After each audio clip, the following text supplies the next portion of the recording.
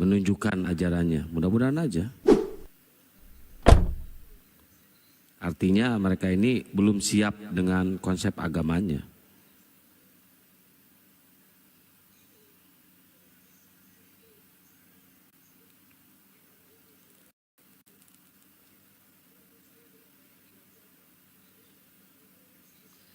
Api di Kalsel belum ada ya. Kalimantan Selatan apa sih? Ya Kalsel apa? Ibu kotanya lupa gua. Cin. Assalamualaikum Gurunda. Panjang umur dia baru diomongin.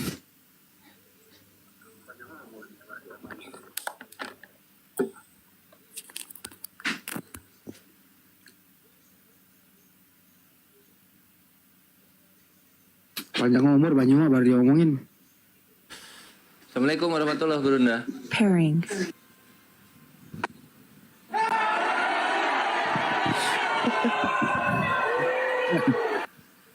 Assalamualaikum warahmatullahi wabarakatuh. Jumpa lagi kita sahabat-sahabat sekalian. Waalaikumsalam warahmatullahi wabarakatuh. Panglima. Ya, gimana keadaan antum semuanya? Pada sehat-sehat semua kah? Udah bangun sahur? Alhamdulillah lelah dan tampan seperti biasa. Alhamdulillah, masya Allah. Wah, ini ada guru kita juga ini, Pak Sugi. Dan kursi Guru udah gamingnya, tidur. Gurunda, jangan lupa. Apa tuh? Dan kursi gamingnya, jangan lupa Gurunda. Ya. Bismillahirrahmanirrahim. Gurunda sarapan loh. Gurunda masih Medan kan? Burundi jam berapa sekarang? Banyuma, Burundi jam berapa?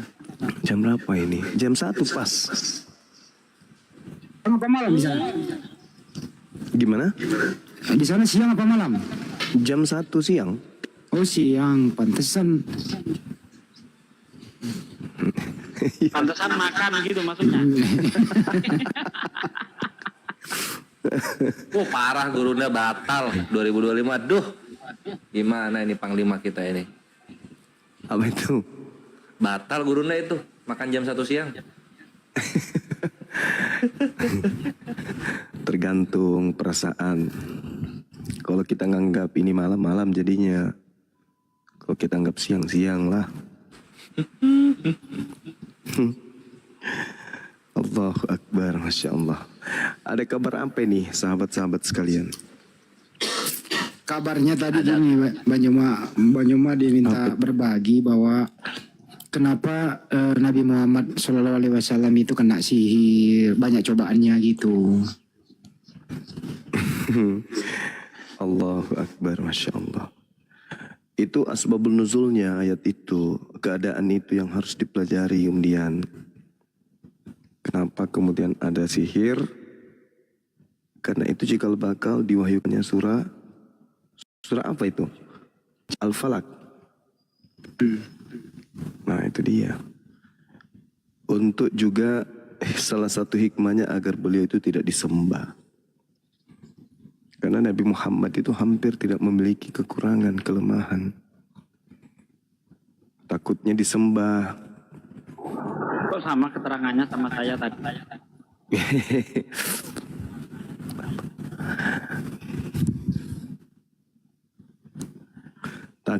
Takutnya disembah. Kan gitu ya kan ya. Karena beliau itu hampir sempurna. Sebagai manusia kemudian dengan adanya sihir, ya ketahuan kalau dia itu juga manusia. Tapi kalau kita dudukkan, kita setarakan dengan sembahan-sembahan agama pagan, Nabi Muhammad itu jauh lebih sempurna. Ya, sehingga ditakutkan beliau itu disembah oleh orang-orang yang tidak berkepala. Itulah salah satu hikmahnya Nabi Muhammad alaihissalam kemudian kena sihir. Begitu Bang Handi. Iya, jadi tidak ada manusia itu yang sempurna, menyamai kesempurnaan sang pencipta gitu ya, nggak ada ya? Iya, betul. Meskipun nabi-nabi itu maksum, tapi setara dengan Tuhan itu nggak mungkin. Karena kesempurnaan itu hanya milik Allah. Seperti itu Bang Handi. Jadi kemudian kalau dia tidak memiliki kekurangan seperti manusia makhluk, takutnya nanti disembah. Disembah kemudian oleh orang-orang yang tidak punya kepala gitu. Oke, coba kita ke Kepas dulu. Kepas, selamat malam Pas. Assalamualaikum, selamat malam. Malam. Menurut kamu Yesus itu sempurna nggak Waalaikum. Pas? Hah? Menurut kamu Yesus itu sempurna nggak? Sempurna lah, dia kan Tuhan. Nah, tengoklah kan. Yang saya tanya sekarang sama Bang Jimat, mana lebih mulia, mana lebih hebat, Yesus atau Muhammad? Alhamdulillah, kalau Nabi Muhammad itu tidak ada iblis yang menyerupai dengan Nabi Muhammad. Tapi kalau Yesus, ada iblis yang menyerupai dengan dirinya, yang bergelar Kristus, yang diikuti oleh saudara Kepas. Yang Anda lanti dan Anda dudukkan sama seperti Tuhannya Yahudi bernama Kristus itu adalah iblis yang menyamanyamakan dirinya dengan Yesus.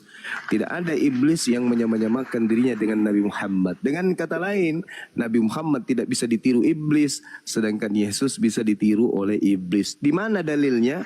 Menurut pengakuan Yesus, Matius 24 nomor 4 nomor 5, waspadalah kepada penyesat. Penyesat ini dalam bahasa Yunaninya planos, pembohong, penipu alias iblis, sebab akan muncul kemudian banyak orang dengan memakai namaku dan berkata akulah Kristus.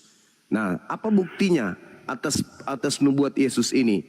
Di dalam Galatia 1 nomor 11 nomor 12, Paulus menerima pengajaran dari sosok roh. Dari roh makhluk halus yang mengaku Yesus Kristus.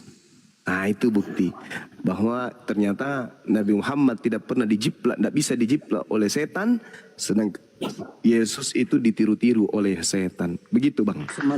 Sementara Bang Jimat, Elohim Yahweh, Tuhan Yesus sudah datang kepada saya, Nabi Muhammad nggak pernah datang ke dalam saya.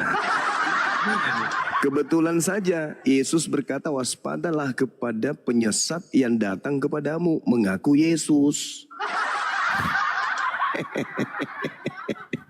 Seumur hidup saya nggak pernah saya didatangi Nabi Muhammad. Saya Ya didatangi Tuhan Yesus. memang Nabi Muhammad itu sudah pindah alam ke alam barzah. Sedangkan Yesus yang asli tidak ke alam barzah, dia ke alam langit. Berbeda. Alamnya di langit dengan alam barzah itu berbeda. Sedangkan yang datang kepadamu itu bukan anak Maria. Yang datang kepadamu itu adalah iblis yang mengaku-ngaku Yesus. Sebagaimana nubuatan Yesus akan muncul banyak Yesus palsu dan mengaku Kristus. Gitu Kepas. Pernah juga iblis datang kepada saya, tapi dia nggak pernah mengaku Tuhan. Jadi Tuhan pernah datang kepada saya, iblis pun udah pernah datang kepada saya. Nah, Artinya berbeda Muhammad iblis kena berbeda racun dengan kok Tuhan. hebat. yang penting jangan kena Tuhan, tombak mati. berbeda Tuhan, berbeda iblis. Nah, ketika Yesus datang, saya nggak pernah dikatakan saya iblis, tapi iblis mengatakan saya iblis gitu loh. Jadi nggak bisa air dan minyak bersatu gitu loh. Ya susah karena Anda mau berkelit kemanapun, kata Yesus penyesatnya itu muncul mengaku bernama Yesus dan bergelar Kristus. Anda nggak bisa lari kemana-mana, mau salto kemanapun nggak apa-apa, nggak bisa menolong Anda, nggak bisa. Ketika ditanya Yesus, ya paman, kata lu bakal datang penyesatnya. Yes, namanya siapa penyesat itu? Yesus. Dia bergelar apa? Kristus. Jadi saudara mau lari kemana? Yang datang kepada Karisten, Bagaimana Karisten didatangi kemudian oleh sosok roh. Makanya pengajaran daripada Yesus palsu itu mengatakan bahwa Kristen itu penyembah roh. Roh itu adalah makhluk halus. Berarti kalian itu menyembah makhluk halus. Iblis itu makhluk halus. Mat hebat.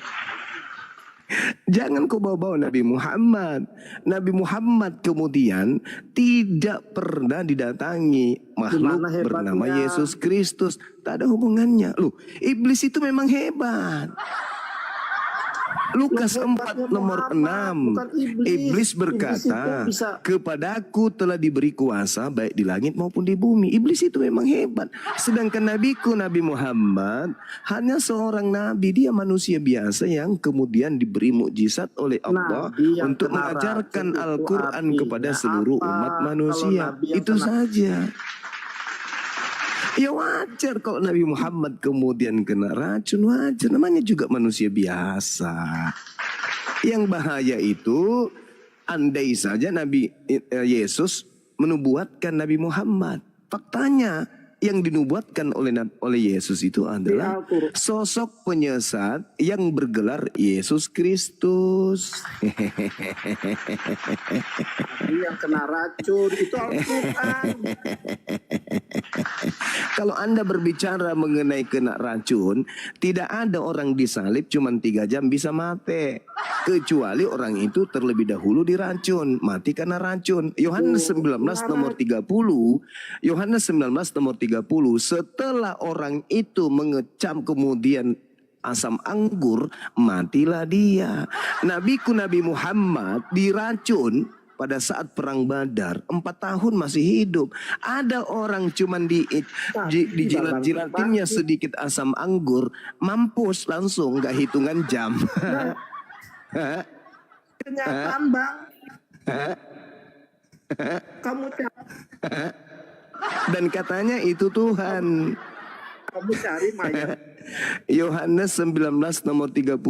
Setelah Yesus kemudian mengecam anggur asam, maka matilah dia. Nabi Muhammad SAW diracun 4 tahun kemudian masih hidup. Yesus baru mimik sedikit, nyam, matilah dia. Katanya Tuhan, kok cuman jilat-jilat sedikit anggur asam mati.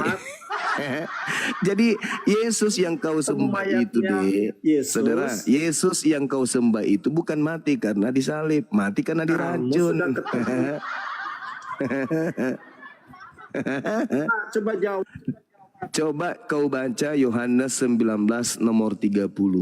Setelah Yesus mengecam, menjilat-jilat sedikit. Kalau bahasa Jermannya, Yesus mencicipi. Ketika Yesus mencicipi, bahasa Jermannya itu mencicipi anggur asam itu, maka matilah dia. Nah, kok bisa kayak gitu? Tetangga saya namanya Pak Bom-Bom, setiap hari, setiap malam minum anggur asam sampai perutnya sedikit lagi meledak. Nggak mati-mati. Ada Tuhanmu. Cuman kemudian Itu kan yang icap-icap mati itu kan sedikit kedagingannya. anggur asam, Yang kok mati itu mati. kan Yang mati itu kan Yang mati. kedagingannya. Mati Dia kan kedagingannya. karena ditombak, darahnya habis. Allahu Akbar, Masya Kan di Allah. perjanjian lama kan udah jelas. Yang keracunan Darah itu nyawa. juga kan Ketika dagingnya darah Nabi itu Muhammad. habis, Rohnya tidak matilah keracunan, Yesus. samanya. Allahu Akbar, Masya Allah. Nabi Muhammad diracun, Bung. Nabi Muhammad diracun. Itu dia kemudian tidak mati. Bahkan kambing yang sudah dimasak, mendidih, itu berbicara kepada Nabi Yang Muhammad. mati itu kedagingan Yesus. Sedangkan Tuhanmu yang bernama Kristus itu, anggurnya tidak berbicara, langsung aja masuk ke dalam perutnya, nyoklok, mampus, mati. Innalillahi wa inna ilaihi rajiun. Kau katakan manusianya yang mati, jasadnya yang mati. Ya sama Nabi Muhammad juga, jasadnya yang kena racun, rohnya kagak. Bedanya Nabi kami hidup 4 tahun, kemudian Tuhanmu langsung mati saat itu juga. Itu kan Jadi ditombak, sebenarnya, darahnya jadi kan sebenarnya, sorry, Yesus sebenarnya, itu kan ditombak, darahnya habis. sebenarnya, Makanya di dalam bukan, perjanjian lama, katakan, enggak bukan. gini loh. Coba kau baca dulu Darah adalah Yohanes. nyawa. Coba kau baca Makanya- dulu Yohanes 19 nomor 30, Bang. Baca coba di situ, Saudara Kepas. Hah? Minum anggur mati dia. Bukan gara-gara ditombak. Jadi Yesus itu sebenarnya mati bukan karena disalib. Mati karena diracun. Maaf ya, memang sakit tapi itu fakta kawan. Apa tujuannya saya uraikan ini semua? Apa tujuannya saya ungkap ini semua? Karena saya inginkan kalian itu selamat. Jangan gila permanen. Masa ada masuk akal nggak itu Tuhan diracun mati? Tuhan loh, Tuhan pencipta langit dan bumi diracun. Cuman sedikit pun mati dia. Ada Nabi Muhammad diracun. Daging yang dimasak itu berbicara. Yesus kan disalibkan, ditombak. Yesus nggak mati karena disalib. Yesus nggak mati karena disalib. Seperti hewan Yesus kalau mati. metong lah Saudara, dia. Yesus mati karena diracun. Dalilnya Yohanes 19 nomor 30. Sayangnya ada tertulis. Jadi mau kau sembunyikan seperti apapun tidak bisa. Saya bacakan sama saudara. Setelah Yesus mengecap cuka itu, maka katanya, sudahlah genap. Lalu ia menundukkan kepalanya, serta matilah dia. Siapa yang tanggung jawab anaknya orang mati gara-gara minum racun anggur? Saya kalau ada pada saat itu ku bawa pergi klinik atau puskesmas atau ke rumah sakit. Ini dibiarkan, matilah dia. Saya tidak menista, saya tidak menghina. Dalil tertera di dalam kitab saudara. Inilah yang Al-Quran katakan. Wa makaru wa makarallah wallahu khairul makirin. Kalian ingin menipu Allah, tetapi Allah telah memperdayai dengan membalas kejahatan kalian. Bible sendiri yang membuka aib.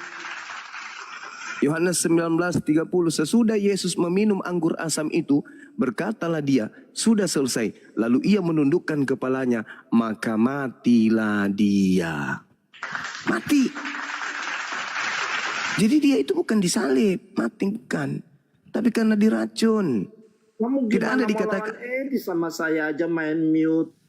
Aduh.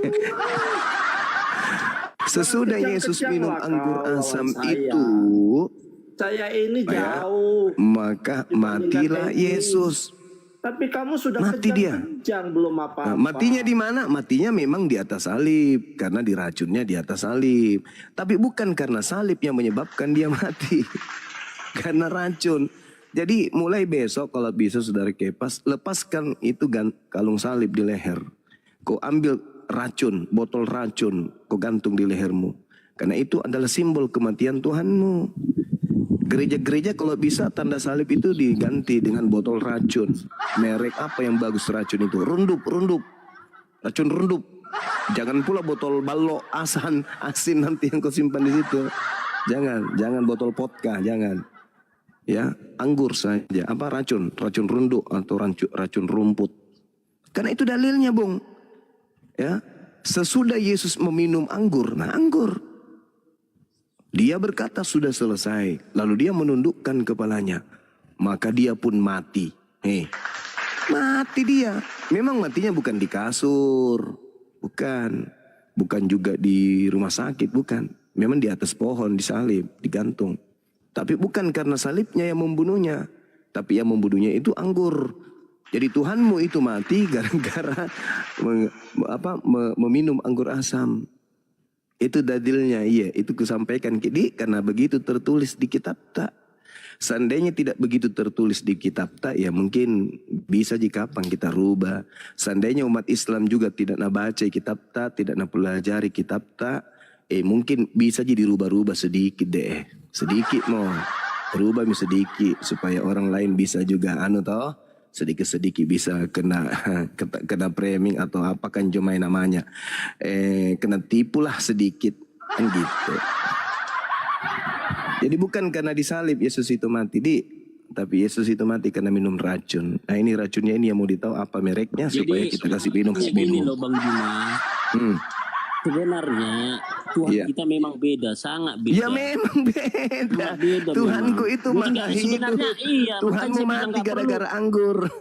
Makanya kan saya bilang. Beda kawan. Masa mau sama Sekarang gini, antara Tuhan dengan bukan Islam Tuhan. sama orang Israel sama nggak? Bani Israel? Iya sama kalau Tuhannya Bani Israel. Karena Bani Mana Israel. Mana ada di Israel Allah?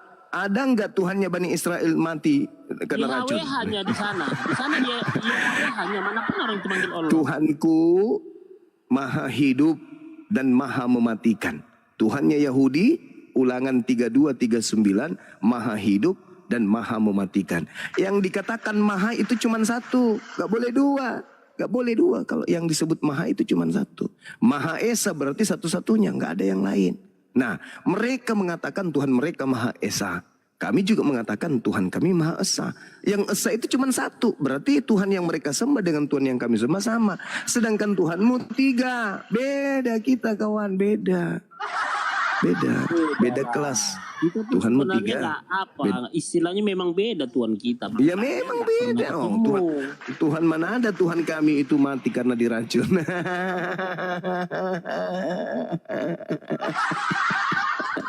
Mati karena diracun. Yang saya tahu itu biasanya mati karena minum racun itu ya pemabuk. Minum mati banyak anggur oplosan. Allahu Akbar, Masya Allah. Mudah-mudahan di bulan suci Ramadan ini banyak yang diwaraskan. Yohanes 19 nomor 30. Tapi kan Sesudah Yesus banyak murtad, Bang Juma. Jadi gini loh. Nanti tahun 2050 menghayal misede. ini Islam sama Kristen di Indonesia. Iya, menghayal banyak yang murtad. Menghayal misede lagi. Menghayal kini.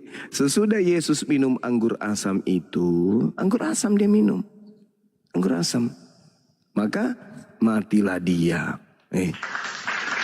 Mana ada Tuhan kayak begitu? Mana ada yang mati minum anggur itu cuman peminum tua. Yang ada dulu di mana itu ada satu kampung itu diberitakan di TV nasional, gara-gara minum anggur campur baygon dicampur spiritus. Mati mereka bermatian. ini apa untung nggak dituhankan. Maaf ya, maaf. Saya bukan mau menistakan nggak. Ini yang tertulis, saya baru geli-geli aja. Jadi gitu loh. begini loh. Jadi kalau Ya, berseberangan dari Kristen, sah-sah aja bagaimanapun asumsinya, narasinya, sah-sah aja menggambarkan Yesus itu sebagai apa, kan gitu. Bukan asumsi, ini tertulis, Bang. Iya. Gitu dong. Artinya Yohanes tidak bisa jawab, sudah jelas Yesus itu Tuhan gitu loh. Pada saat Yesus mati keracunan, apakah Bapak juga mati keracunan? Ilahi kan di surga. Oh, berarti dia yang nggak ikut mati. Keilahiannya kan nggak meninggalkan Yesus. Berarti dia dan Bapak tidak satu kalau begitu. Satu mati, satu hidup. Pada saat Yesus, aku dalam dia dalam aku, kami adalah satu. Pada saat Yesus mati diracun, apakah Bapak ikut mati? Oh enggak, memang sengaja ilahi itu membiarkan Yesus, makanya dibilang Eloi Eloi lama sabatani. Mengapa kau tinggalkan aku? Ke dalam tanganmu kuserahkan rohku. Artinya Yesus pasrah itu loh. Pasrah. Berarti ada 2 Tuhan, satu mati, satu hidup, betul? Itu kedagingannya yang pasrah. Berarti yang mati ini diracun daging. Ya iyalah, kan dia minum Tuhan. Minum itu. Bukan yang Tuhan. Asam itu anggur asam. Berarti bukan Tuhan.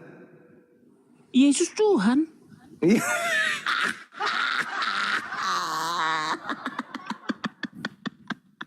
Allahu Akbar, Masya Makanya Allah. kalau Kristen nggak bisa ada berapa melogika. Tuhan? Ada Nggak Tuhan ketemu. mati diracun, ada Tuhan yang kebal racun. Ada berapa Tuhan di situ? Tuhan hanya satu, nggak ada 2, nggak ada 3, nggak ada 4. Katanya Yesus Tuhan mati, terus masih ada Tuhan yang hidup. Berarti ada berapa Tuhan? Satu mati, satu Jadi hidup. Elohim, jadi gini loh Bang Juma, Elohim Yahweh itu gimana itu, kawan? memakai rupa seorang hamba, yaitu Yesus.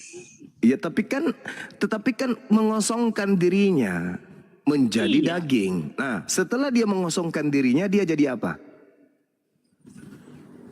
Ditanya lagi. Beratnya. Dulu Jadi sebelum ada internet, Kristen memang bisa melenggang jualan Tuhan. Sekarang susah. Susah bang, susah karena internet menyediakan semua data. Tuhanmu ada 3, satu mati keracunan, yang satunya ada di langit katamu kan. Nah kamu katakan bahwa yang mati itu Yesus, daging. Nah apakah Yesus daging ini Tuhan? Tuhan. Berarti Tuhan Yesus mau mati, masih ada Tuhan yang lain.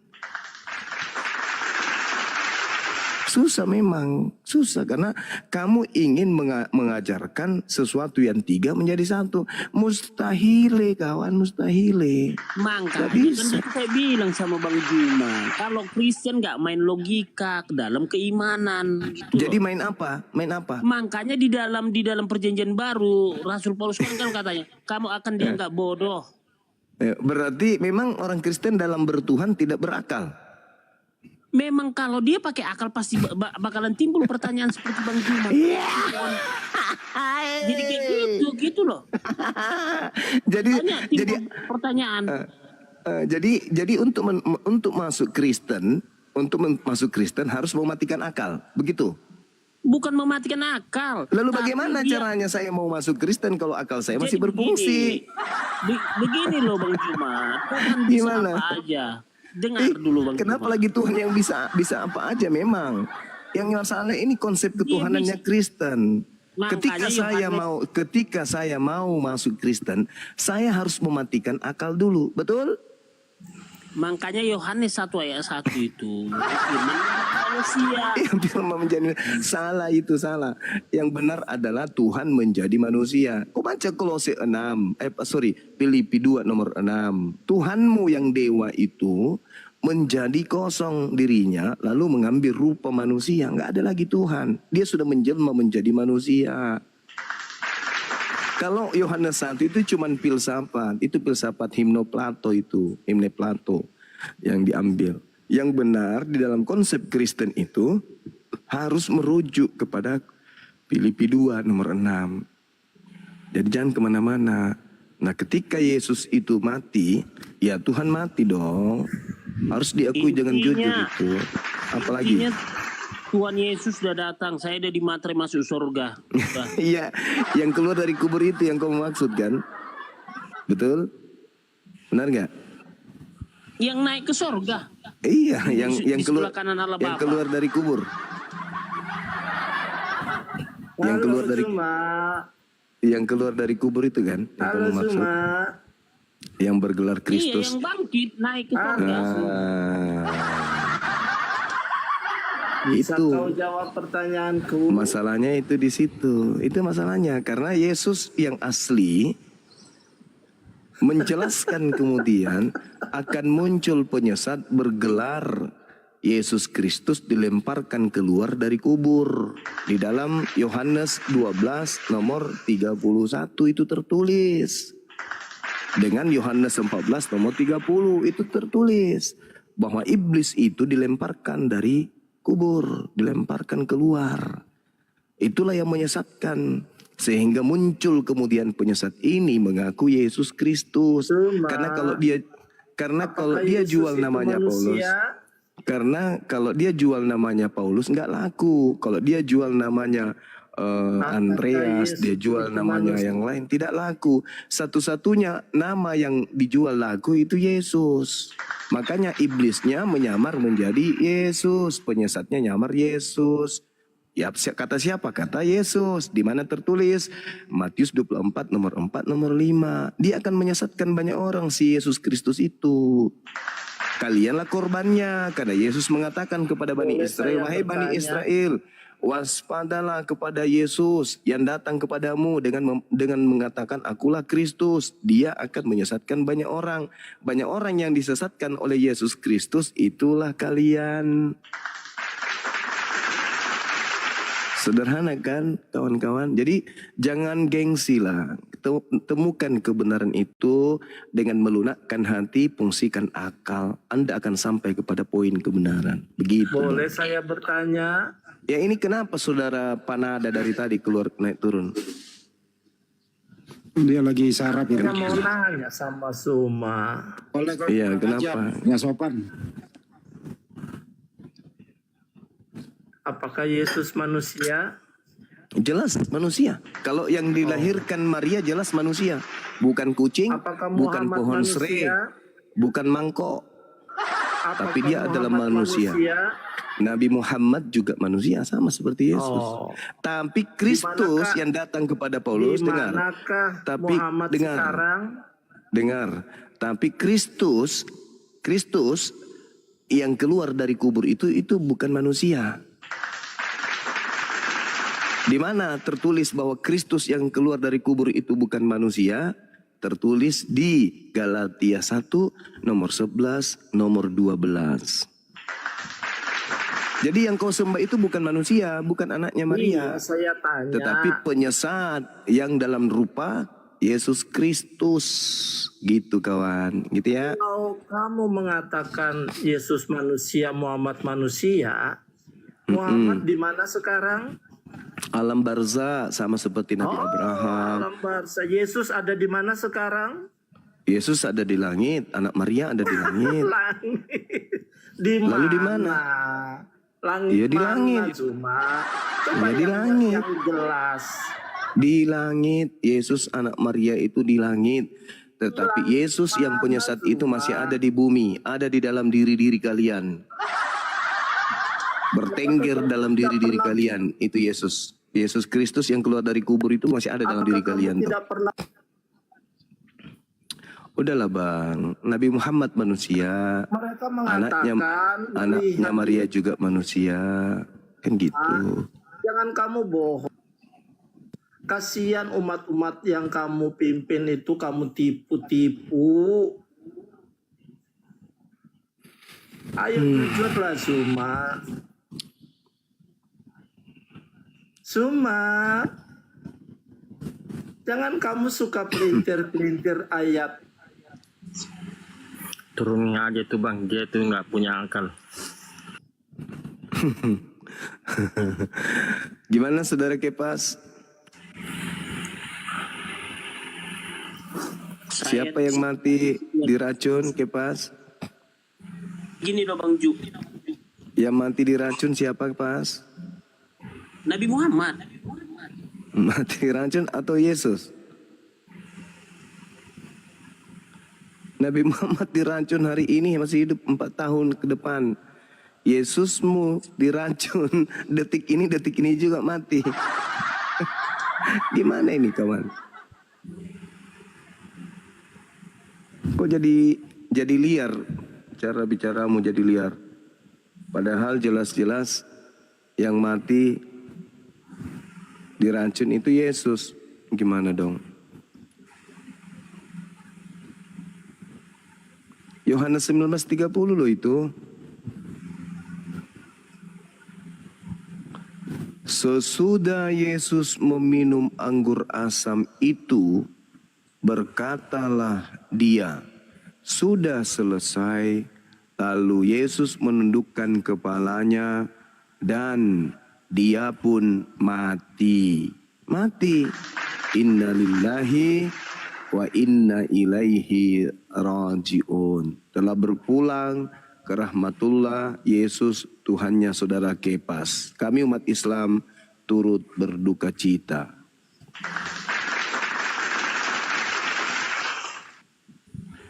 Ada lagi yang mengatakan Yesus sampai sekarang masih hidup. Ya memang. Kami umat Islam juga mengakui itu. Yesus yang anak Maria masih hidup.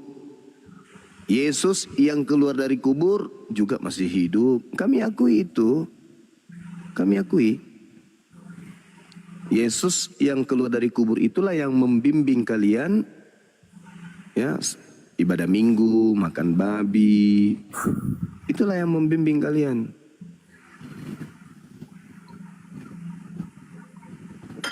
Sekarang sederhananya begini, saudara Kepas. Yesus nih, yang kami pun beriman kepada sosok yang datang lahir tanpa ayah. Kami umat Islam juga beriman. Kami beriman kepada beliau yang mulia, Yesus alaihi salam, anak Maria yang lahir tanpa ayah. Kami beriman, beliau adalah tokoh, dia adalah nabi yang suci, yang diutus Tuhan pencipta langit dan bumi, sebagai Mesias kepada Bani Israel. Kami percaya itu. Nah, ketika kemudian Yesus ini sebelum terangkat ke langit, beliau mengatakan akan datang penyesat setelahku. Gelarnya Kristus. Kita harus jujur akui itu. Tidak ada dia mengatakan penyesat yang datang setelahku itu bergelar Sallallahu Alaihi Wasallam. Nggak ada. Tapi bergelar Kristus. Nah, antara Islam dan Kristen, siapa pengikut Kristus? Kristen. Kristen yang mana? Kristen ya apa? Kristus yang mana yang diikuti oleh Kristen? Kristus yang bukan manusia yang datang ke Paulus. Sedangkan Yesus Kristus yang manusia itu hanya untuk Bani Israel saja. Kalau Kristus yang bukan manusia itu untuk seluruh dunia. Karena dia mengatakan, kepadaku telah diberi kuasa baik di langit maupun di bumi. Pergilah ke seluruh dunia, jadikanlah semua bangsa menjadi pengikutku. Pengikut apa itu? Pengikut Kristus. Kristus yang mana, Dek? Kristus yang mana? Kristus yang bukan manusia. Berarti Kristus yang bukan anak Maria. Gitu. Jadi Kristus itu ada dua kelompok. Kristus yang anaknya Maria dan Kristus yang bukan anaknya Maria. Yaitu yang bukan manusia. Apakah Kristus yang datang kepada Paulus itu manusia? Bukan. Apakah Kristus yang datang kepada Maria itu manusia? Manusia. Jadi beda antara anak Maria dengan Kristus yang kalian sembah, yang kalian tuhankan itu. Beda. Begitu saudara. Ya. Bagaimana saudara Kepas? Saudara Kepas? Masih bernapas, Bang? Bang, masih bernapas? Masih lah. Kalau saya nyimak ya Bang Juma, saya nyimak.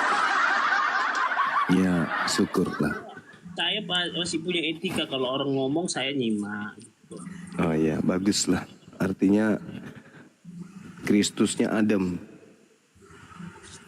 Karena Yesus Kristus kan harus suri teladan bagi kami. Kalau Anda katakan Yesus Kristus yang anak Maria sebagai suri teladan bagi saudara, ya Anda harus sabat. Anda harus sujud, menyembah kepada Tuhannya Abraham, Ishak dan Yakub, tidak makan babi, bersunat, tidak menyembah kepada Kristus. Kalau Anda menjadikan anak Maria sebagai suri teladan. Sayangnya yang Anda jadikan suri teladan itu adalah Kristus yang datang kepada Paulus. Makanya Anda beleng-beleng. Gitu kawan.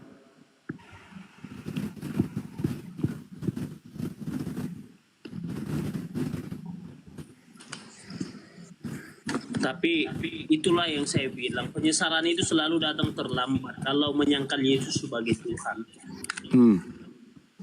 Kata siapa? Kan barang siapa yang percaya denganku, karena akulah jalan kebenaran dan hidup. Barang siapa yang percaya kepadaku, dia akan masuk surga. Oke, ketika Yesus berkata, aku diutus hanya kepada domba yang hilang dari umat Israel. Apakah saudara Kepas percaya? Itu domba, maksudnya domba hanya khusus Bani Israel? Enggak. Berarti Anda nggak percaya, Cak Kangkung. Matius 15 nomor 24, Yesus berkata, aku diutus hanya kepada domba yang hilang dari umat Israel. Apakah Anda percaya kepada ucapan Yesus itu?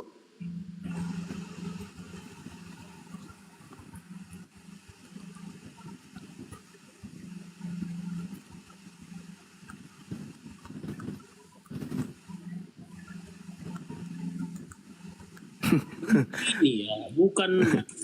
Jadi membaca Alkitab bukan sepotong-sepotong. Kalau kita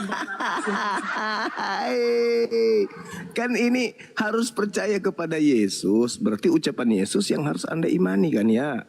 Ketika dia berkata, aku hanya diutus kepada domba yang hilang dari umat Israel, kenapa Anda berat percaya? Sedangkan kami sendiri percaya, Anda tidak, kan aneh. Aneh itu. Itulah artinya bahwa ada kekuatan di dalam diri Anda yang dihasilkan dari alam gelap, sehingga akal Anda nggak berfungsi. Sedangkan untuk mengalahkan iblis, kita harus menggunakan akal. Anda belum bertempur dengan iblis, akal Anda sudah mati duluan. Bagaimana iblis tidak menguasai Anda? Sementara untuk melawan iblis, yang kita pakai melawannya itu akal. Kenapa kemudian iblis tidak menggoda kambing? Kenapa iblis tidak merayu babi? Kenapa iblis tidak menggoda monyet? Karena mereka tidak punya akal. Nah, Anda akalnya mati duluan.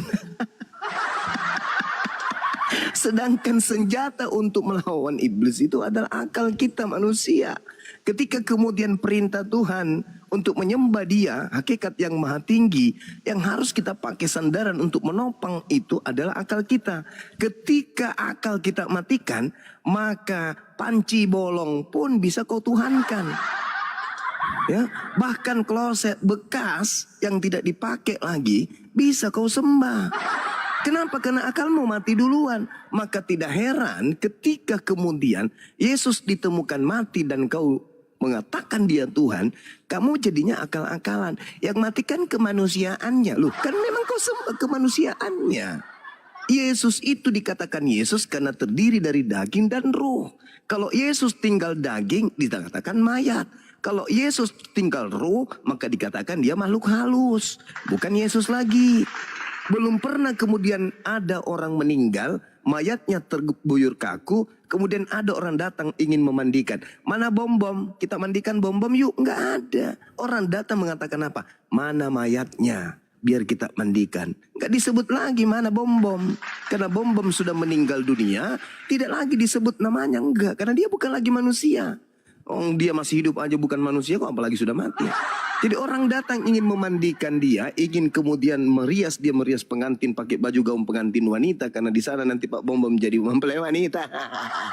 Jadi dia dihias pakai lipstik, dicari mana mayatnya. Angkat ke depan pakai eskavator karena nggak bisa manusia ngangkat. Gitu kawan. Jadi akal ini sebagai alat deteksi.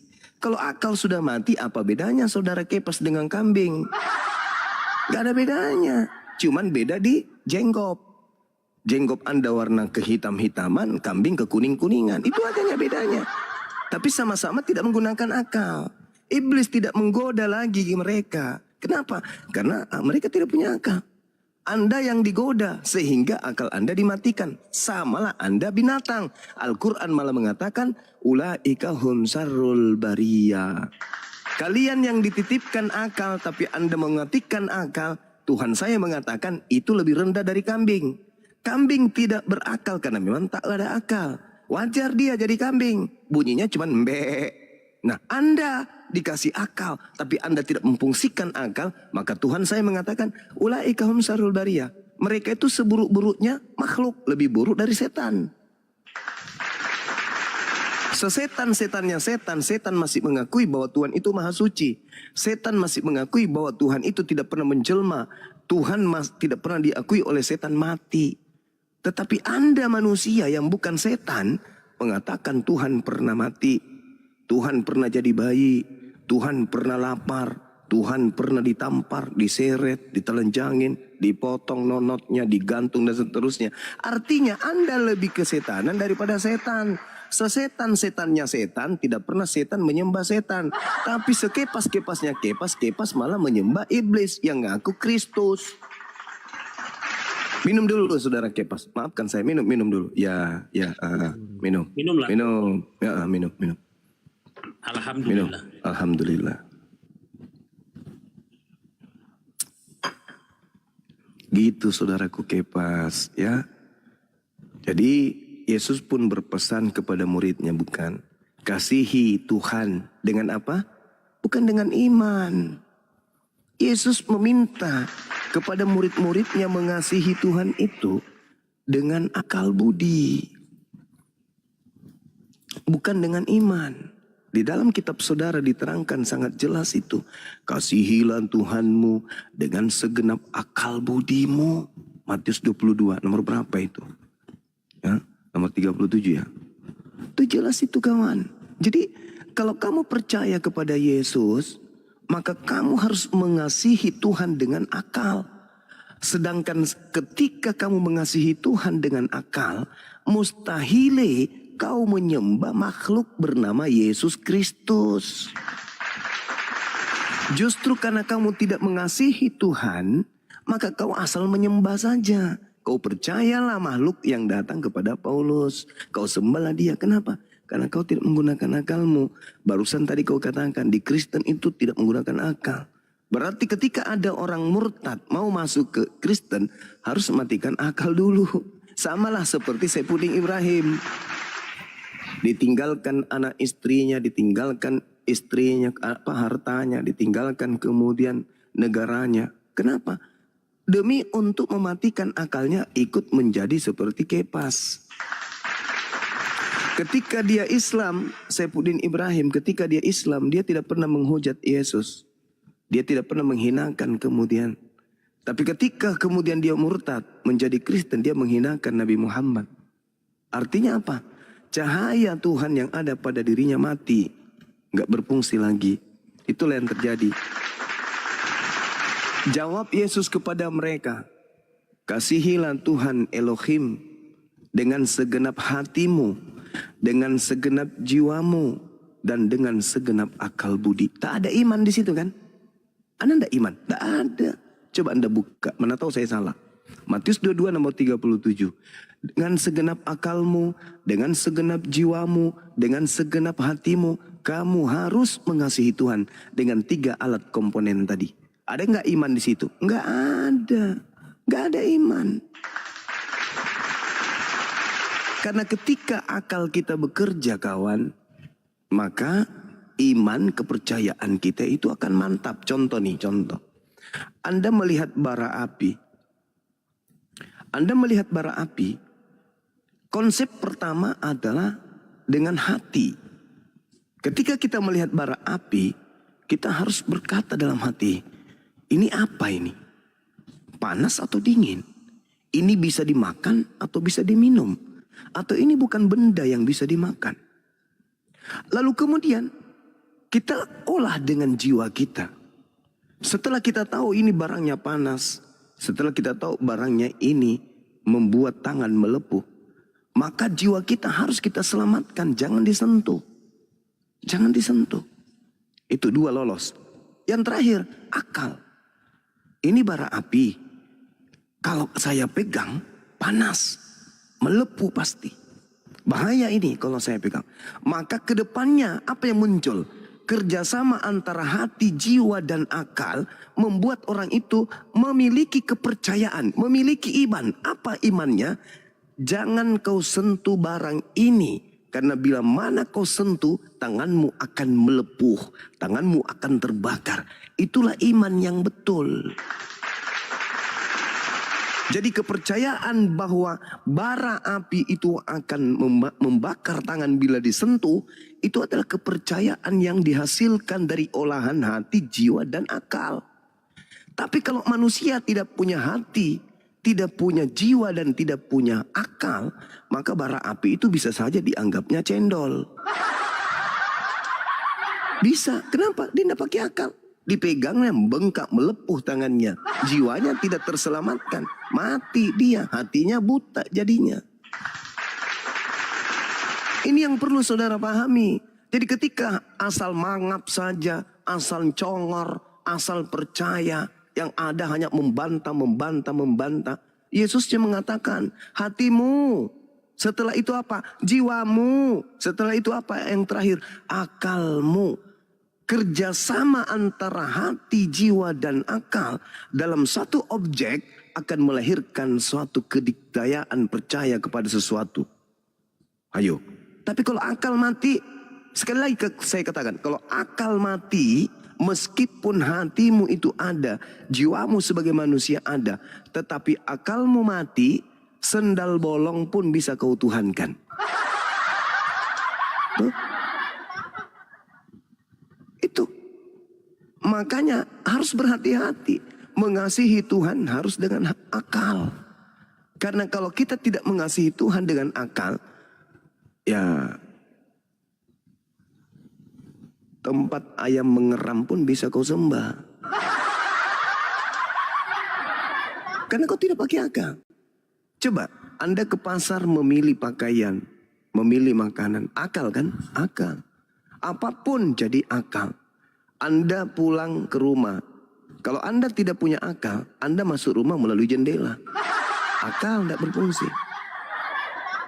Akal tidak berfungsi. Bisa jadi Anda naik rumah, masuk ke dalam rumah lewat plafon. Padahal pintu terbuka. Kan gitu kan ya? Karena tidak menggunakan akal. Tetapi kalau kita menggunakan akal, maka semuanya akan tersusun sesuai dengan materi objek yang ada. Pencipta langit dan bumi harus kita temukan keberadaannya dengan akal sehat. Mati akal, obor, mati gelap, kita nggak bisa ngapa-ngapain. Coba Anda lihat orang gila, fisiknya kuat, oke, matanya masih bagus, kupingnya masih bagus, tapi karena akalnya mati, apa yang terjadi? Percuma fisik kuat, percuma kepala botak, percuma perut besar, percuma pantatnya tembem, otak, obor, cahaya mati, maka apapun ditabraknya, sampah dimakan, tidur di mana-mana, karena cahaya mati. Bagaimana bisa menemukan Tuhan cahaya mati? Sedangkan serpihan cahaya berupa akal yang Tuhan titipkan pada diri manusia, itulah alat untuk kemudian kita mengenal pencipta kita. Makanya Yesus mengatakan, kasihilah Tuhanmu dengan segenap hati, jiwa, dan juga akal. Kasih, kalau kita lihat dalam bahasa Yunani, agapao, itu cerminan apa ya? Cerminan ketaatan. Ketaatan. Artinya kasih itu mendekatkan diri intim kepada Tuhan. Intimlah kepada Tuhanmu dengan akalmu. Nah, ketika Anda ingin intim dengan Tuhan dengan menggunakan akal, nggak nyambung. Ketika Tuhan Anda minta nete, Tuhan Anda kemudian nangis karena dia kencing di celana, harus diganti popoknya dan seterusnya. Nggak make. Makanya Yesus itu berpesan itu luar biasa pesannya. Karena kapan Anda memiliki Tuhan, tapi Tuhan yang Anda miliki, yang Anda sembah itu tidak sampai kepada kodrat akal Anda, maka tertolak. Maksud Yesus itu deteksi keberadaan Tuhan itu dengan akal. Deteksi keberadaan Tuhan itu dengan hati dan jiwa. Kapan tidak connect, jangan kau tuhankan. Seperti itu Saudara Kepas. Saudara Kepas masih hidup? Masih? Masih lah. Kita tetap masih. Masih. Ya, alhamdulillah. Seperti itu Saudara Kepas, ya. Ya begitulah, Tuhan kita beda, mau gimana lagi? Iyalah. Iya dong. Pastilah karena beda. akhirnya nggak akan pernah menyatu. Tuhan kita aja ada beda, gimana mau dibilang? Iya. Tapi bukankah akal kita itu sama, Bang? Kenapa nggak kita samakan persepsi aja? Bahwa Setiap untuk manusia itu diberikan Tuhan otak. ya, Otak kiri, apa otak kanan. apa fungsinya? Fungsinya untuk berpikir rasional. Berpikir rasional.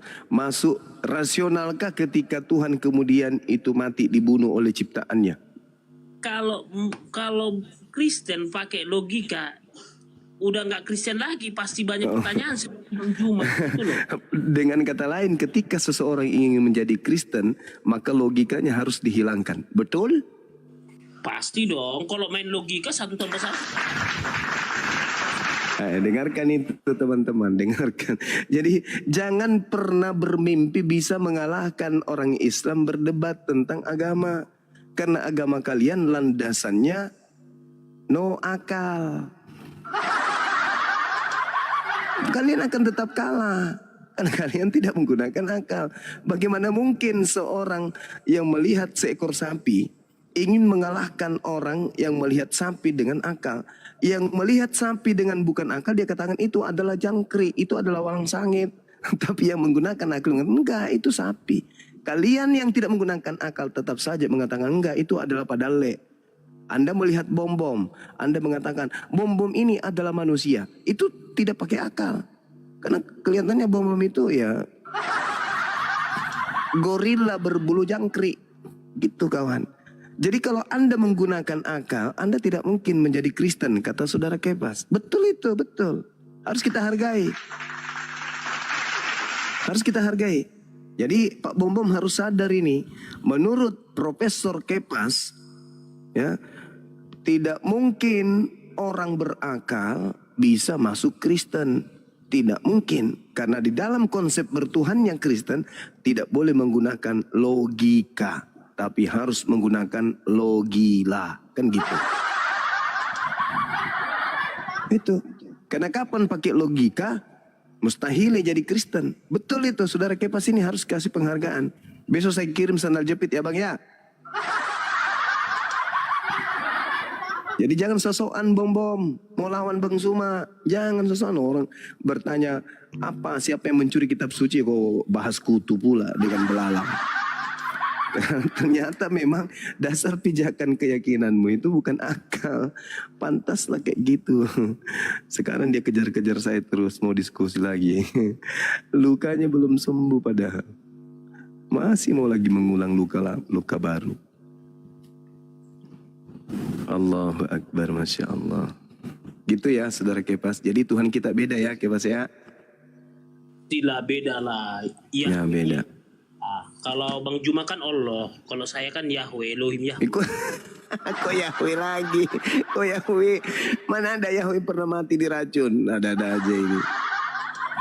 Tuhanmu itu Kristus, Paman.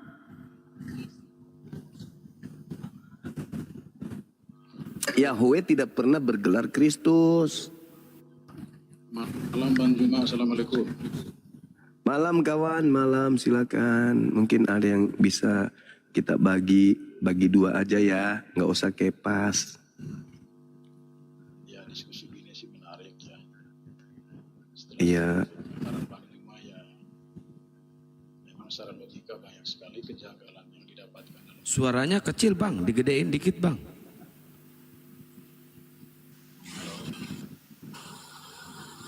Bang Nige. Ya, Suaranya kecil bang. gedein. ya. Setelah mendengar paparan Bang Juma secara logika ya memang Suaranya bang, kecil banget, nggak kedengeran. Apalagi di YouTube itu kecil banget bang. Coba digedein dikit. ya dengar ya. Ya, sekarang bagus. Ya setelah mendengar paparan Bang Juma ini kan memang secara logika banyak sekali kejanggalan yang terjadi dalam ajaran Kristen ya. Gitu. Jadi saya ada orang Kristen pun juga ya sepertinya berpikir gitu ya. Abang Kristen bang? Saya Kristen bang. Dari sekte mana abang ini? Sorry Bang Juma, saya Katolik ya. Oh iya iya. Iya, iya. Memang alhamdulillah teman-teman kita Katolik itu banyak yang mu'alaf. Ya itu ya mereka dapat itulah ya. Ya itu hak. Iya. Jadi maksud saya kan begini ya, kita berbicara secara logika yang selalu didengungkan Bang Juma kan seperti itu. Ya, Cuma sebenarnya suaranya saya kecil juga- bang.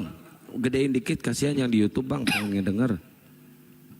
Ya, seperti yang dijelaskan Bang Juma ini kan selalu mendengungkan secara logika ya. Jadi siapa tahu juga nanti ya saya juga berpikir secara logika ya mungkin apa yang sudah menjadi dogma logika dalam Islam gitu kan gitu ya. Masya Allah. Ya, jadi maksud saya gini Bang, ini kan diskusi begini kan edukasinya itu kepada siapa ini sasaran utamanya ini? Itu saya mau tanya dulu itu. Ya kepada dua agama ini. Islam dan Kristen. Karena gini saudara, agama Kristen dan agama Islam itu sama-sama agama syiar, agama yang diajarkan agar orang lain di luar agama tersebut masuk memeluk agama tersebut. Kristen menginginkan Islam masuk Kristen, Islam menginginkan orang Kristen pun belajar tentang Islam. Jadi masing-masing kita. Jadi kalau ditanya ini tujuannya untuk siapa? Dua-duanya. Karena kami khawatir umat Islam juga yang awam ini bisa terperdaya. Iya. Nah dengan adanya materi seperti ini insya Allah mereka dikuatkan. Seperti itu Bang. Ya saya juga berharapnya seperti itu Bang, supaya nanti umat Islam juga ya jangan sampai masuk Kristen juga berpikir dari sisi imannya, itu harus berpikir dari sisi logika itu. Iya. Gitu. Jadi Tapi ya gimana Bang? Ini kan diskusi ini kan dua arah ya. Iya betul Abang. Kira-kira penjelasan menurut logika Bang Juma itu supaya saya meyakinkan saya gitu. Coba jelaskan secara logika, menggambarkan tentang Allah secara logika itu Bang. Itu dulu pertamanya itu. Nanti kan kita bisa berkembang diskusinya ya. Iya. Oke, baik. Jadi kalau di dalam Islam itu Bang, ketika berbicara mengenai Tuhan, tidak ada kekuatan di atas muka bumi ini, alat atau apapun itu, yang bisa kemudian meneropong semisal mikroskop untuk melihat wujud daripada pencipta langit dan bumi. Nggak ada. Karena kenapa? Karena kenapa? Tuhan itu adalah absolut entitas, absolut yang tunggal. Nah sedangkan tidak ada yang bisa disetarakan dengan dia di alam ini. Jadi kita tidak bisa kemudian memanifestasikan Tuhan itu dengan objek yang bisa kita dengar, yang bisa kita lihat. Tuhan hanya bisa dirasakan keberadaannya. Contoh, ketika kemudian kita tidur nyenyak, tidak ada kemudian orang yang berfungsi akalnya, di mana akal itu adalah serpihan cahaya dari Tuhan, dalam keadaan sehat walafiat, tidak terbangun ketika dia ingin buang air besar. Nggak ada. Seketika, Hanya Allah gitu kan ya. benar sekali. Itulah yang diterangkan di dalam Al-Quran. Sanurihim ayatina fil afaq wa fi ampusihim. Aku akan Bahasa memperlihatkan. Arabnya lah. maaf. Aku akan memperlihatkan kepada mereka tanda-tanda kebesaranku di segenap penjuru alam semesta dan pada diri mereka sendiri. Jadi kami umat Islam menyentuh keberadaan Tuhan itu cukup hanya melihat diri kami ini. Bahwa siapalah kami ini yang tadinya lemah, kemudian belajar berjalan, kemudian berlari, sekarang gagah-gagahan dengan otot dada yang begitu bagus, lengannya. Siapa yang kita ini? Bahkan untuk sekedar mengenal roh kita saja, yang kita temani tidur, kita temani duduk, kita temani baring. Bahkan selama kita tercipta jadi manusia, antara jasad kita dan roh kita tidak pernah berpisah. Tapi sayangnya nih, sekali lagi, sayangnya roh yang ada pada diri kita pun kita tidak kenali. Ayo, siapa yang pernah mengenal rohnya? Siapa yang pernah mengenal kekuatan esensi yang muncul pada dirinya sehingga tangannya bisa bergoyang, mulutnya bisa berbunyi? Siapa yang bisa mengenal itu? Tak ada. Lalu bagaimana mungkin kita bisa mengenal yang maha dahsyat? Cukup dengan mengetahui apa yang tertoreh kemudian di akal kita, bahwa pencipta langit dan bumi dengan menciptakan kita, dengan menciptakan keberadaan kita, itu bukti bahwa Tuhan itu ada. Itulah Allah. Sanurihim ayatina fil afaq wa fi anfusihim. Dengan roh itu kan ya, ada roh itu ya. Oh jelas, karena roh itu adalah satu dimensi serpihan dari keberadaan eksistensi Tuhan.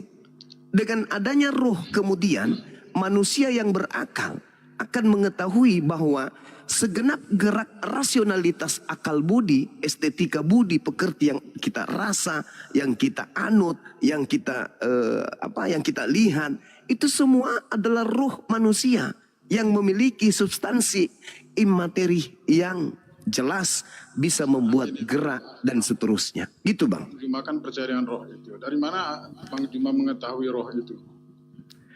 Oh jelas Bang. Bisa ini paham juga itu Bang. Iya. Al-Quran menerangkan kemudian bahwa tidak ada manusia yang diberi pengetahuan tentang roh. Itu Al-Quran. Dari Al-Quran ya Bang. Maksud saya dengan logikanya Abang itu. Oke. Di dalam kehidupan kita sebagai manusia, roh ini adalah kehendak Tuhan dalam diri manusia. Roh tak terjelaskan dalam kecerdasan ide manusia manapun. Manusia tidak disebut sebagai manusia jika ia tidak memiliki roh. Ia akan berubah menjadi jenazah atau mayat ketika dia tanpa roh. Tetapi ketika ia tak berakal atau gila sekalipun, ia masih menyandang kedudukannya selaku manusia, meskipun akalnya tidak berfungsi. Tetapi ketika kemudian jasadnya tanpa roh, meskipun dia seorang profesor tanpa roh, maka posisi manusia itu disebut jenazah, bukan lagi manusia. Artinya bahwa belum pernah kita temukan adanya pemberitaan telah terjadi kebakaran, 3 mayat melarikan diri. Tak ada itu Bang. Kenapa? Karena dimensi kehidupan sudah tak ada pada diri kita ini. Itulah yang disebut roh. Itulah yang disebut roh. Manusia kita nih harus menyadari entitas roh di dalam diri kita. Bahwa di sanalah kemudian. Maaf ya Bang. Gimana? Saya sangat hormat sama Bang Juma. Maksudnya begini. Itu kan penjelasan seperti Bang Juma katakan itu, saya rasa itu kalau saya berpikir dari sisi logika saya juga, itu kan penjelasan dari sisi iman, bagian dari iman juga itu. Tapi maksud saya penjelasan secara logika untuk membuktikan bahwa itu memang roh itu adanya itu. Seperti apa gitu loh. Ini kan maksudnya, maaf ya Bang Juma ya, saya menghormati Bang Juma, tidak mengejar ini, tapi supaya saya mengetahui aja. Begitu. Ya tadi saya sudah menjelaskan padahal ya, bahwasanya roh di dalam diri manusia ini itu tak terjelaskan dalam kecerdasan ide manusia manapun. Tak ada yang dikatakan iman itu Bang, itu maksud saya mungkin itu. Oh bukan iman kawan, bukan iman itu tataran logika sehat. Dijelaskan secara logika menurut saya ya Bang, maaf. Menurut saya dijelaskan secara logika nggak akan ketemu itu roh itu. Ya, tadi saya katakan padahal bahwa roh tak terjelaskan dalam kecerdasan ide manusia manapun. Anda paham tidak penjelasan saya? Yang tak terjelaskan itu apa yang nanti jadinya itu Bang? Nah, untuk mengetahui kemudian adanya roh, itulah yang disebut akal. Penggerak eksistensi yang ada pada diri manusia itulah akal. Betul, sepakat. Tapi maksud Nah, saya, itu dia makanya. kita itu kan jangan mengatakan, maksud saya begini ya. Ini pribadi saya ini Bang, maaf banget. Tidak bisa kita hanya bermain dengan logika saja tanpa ada iman. Harus seiring sejalan gitu kan. Menurut saya ya, seiring sejalan logika dengan iman itu. Tetapi ada saat kapan kita memakai logika itu, saat kapan kita menggunakan imannya gitu. Gitu. Ya itu betul kawan. Betul. Itu betul. Sayangnya sesuatu yang tidak masuk akal senantiasa selalu diakal-akalin untuk dijadikan sebagai konsep satu kebenaran semu. Padahal kedudukan akal itu mendudukkan objek-objek pada nilai-nilai tertentu, yang mana nilai itu bisa dikatakan benar, bisa dikatakan salah. Yang salah tetap salah, yang benar dikatakan tetap benar. Sedangkan kalau di iman saja, yang tanpa akal, itulah yang terjadi seperti saudara Kepas tadi. Bahwa ketika masuk Kristen, tidak boleh menggunakan logika. Ini yang salah. Harusnya ketika masuk Kristen, maka gunakan logika. Ketika logika Anda tidak kena kepada kepercayaan Anda, ya tinggalkan kepercayaan itu. Karena tolak ukur kesempurnaan manusia itu adalah penggerak eksistensi yang disebut akal dan ruh kita ini. Pembeda antara hewan dan manusia itu adalah akal gitu loh. Maksud saya kan begini ya, bicara tentang iman itu kan tidak bisa dijelaskan secara logika memang. Gitu. Jadi kalau saya katakan begini, kita bicara definisikan tentang Allah itu yang sangat besar, itu kan tidak terbatas pada ruang dan waktu. Tidak bisa dijelaskan secara logika memang. Gitu. Tetapi setelah kita mengimani itu, ya logika itulah yang dipakai. Itu menurut saya keyakinan saya di Katolik ya Bang ya. Jadi Ya, tapi diskusi ini sangat menarik Bang, betul. Saya tertarik banget diskusi ini ya. Ya walaupun pemahaman saya dalam penafsiran kitab suci saya nggak paham Pak, saya nggak hafal. Di Katolik itu tidak terlalu mewajibkan untuk menghafal ayat segala macam itu tidak. Jadi lebih kepada implementasi daripada kitab suci itu aja. Seperti itu. Iya. Jadi menurut saudara, menurut saudara, untuk membenarkan sebuah kepercayaan, apakah perlu akal?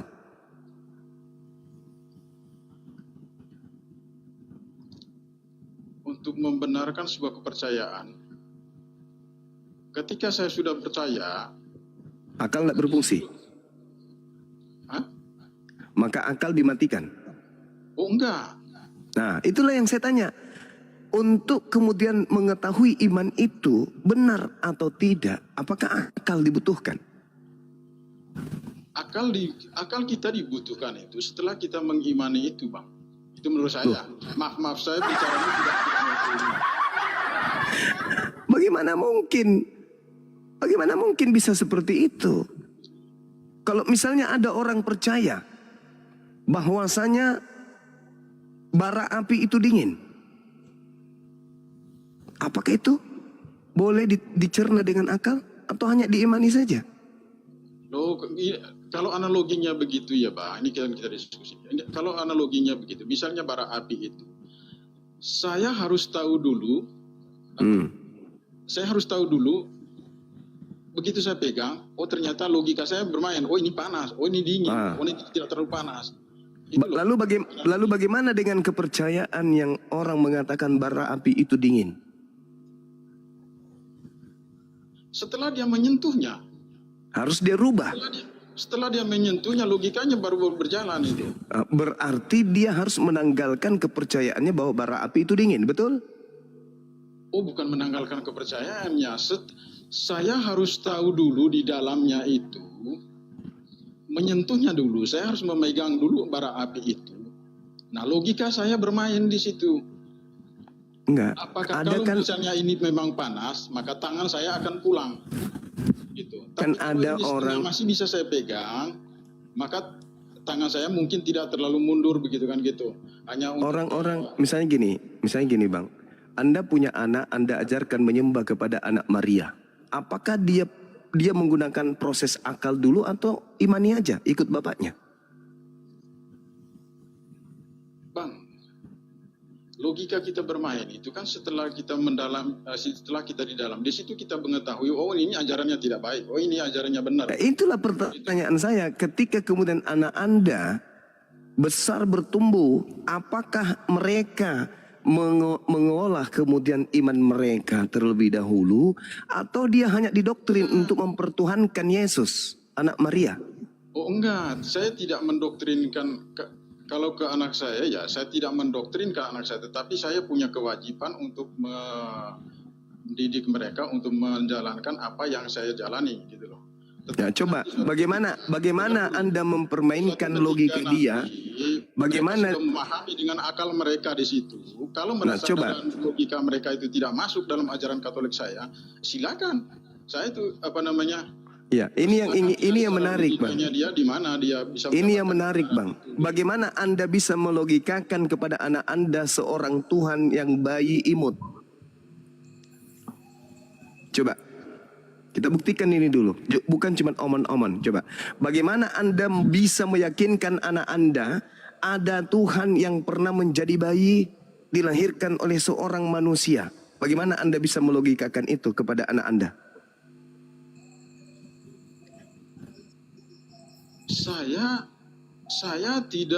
Saya tidak mendidik kan gini ya. Ini kan ada konsekuensi sosiologisnya juga, Bang. Gitu loh. Dalam kehidupan keseharian kita, anak kita itu kan sudah pasti dididik dengan baik kan. Lalu ketika anak itu tidak tahu kemana arahnya, siapa yang mengarahkan dia? Pada saat dia tidak bisa berpikir loh. Ya kan? Pada saat anak ini tidak berdaya, siapa yang bisa menggerakkan dia selain orang tuanya? Nah itu dia yang saya tanya. Bicara begini kan tidak hanya berpikir dari sisi iman atau logika. Inilah yang saya tanya. Bagaimana Anda membina kemudian keimanan anak Anda ketika diperhadapkan dengan keadaan Tuhan yang Anda sembah bernama Yesus itu pernah menjadi bayi imut? Seperti apa Anda mendidik anak Anda untuk kemudian memiliki iman yang betul? Sementara itu kan ini Bang, ini kan ini gini ya.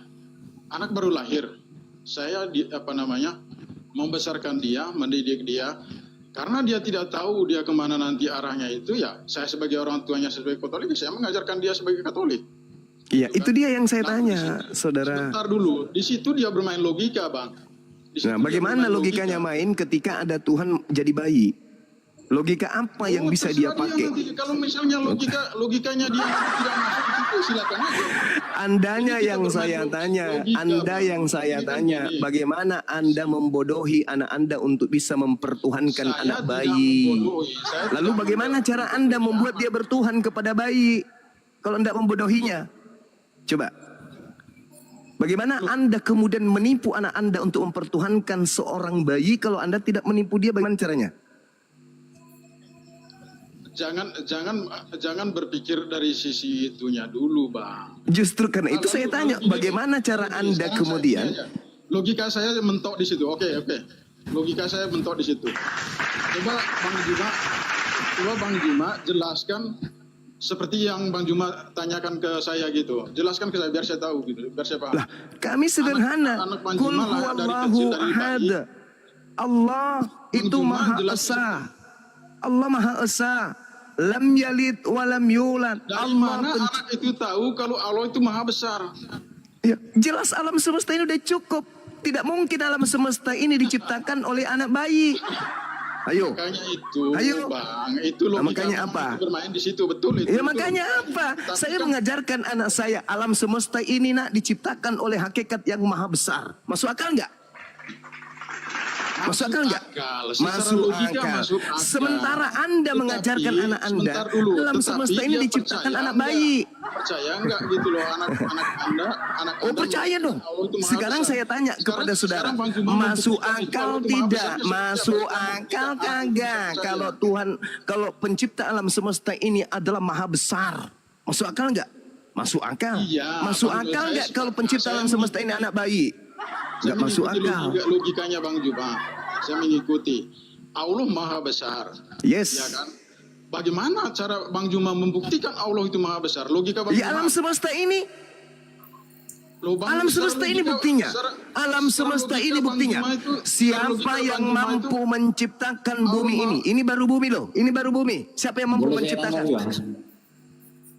Ayo, siapa yang mampu menciptakan alam semesta ini kalau bukan hakikat yang maha dahsyat, yang maha kuat, yang maha perkasa, yang maha besar?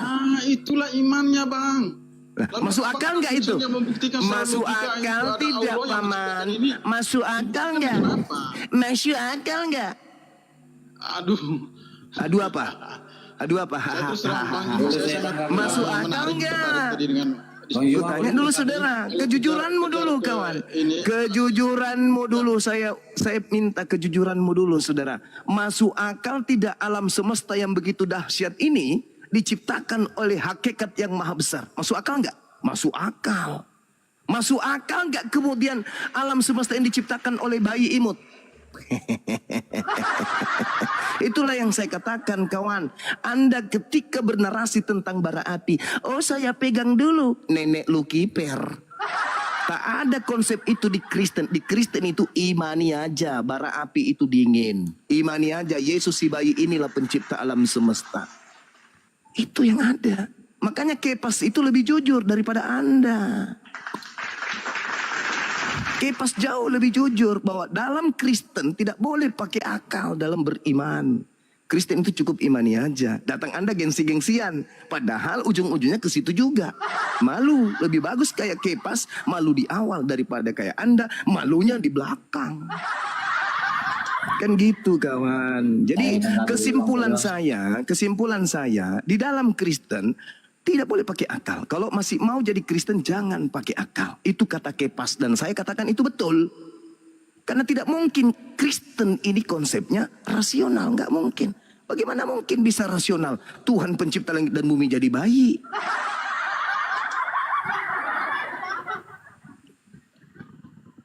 Jadi modal Anda itu cuma imani saja. Dan memang saudara, ini ilmu untuk Anda nih. Di dalam kitab saudara, menurut pendiri agama Kristen yang bernama Paulus itu, di dalam suratnya 1 Korintus 1 nomor 19, di situ dia mengatakan, aku menghilangkan kecerdasan orang-orang terpelajar dan kemampuan berpikir cerdas akan aku lenyapkan. Baca itu kitab. Yang dikatakan tentang itu ya. Itu Paulus yang sudah menyatakan dirinya.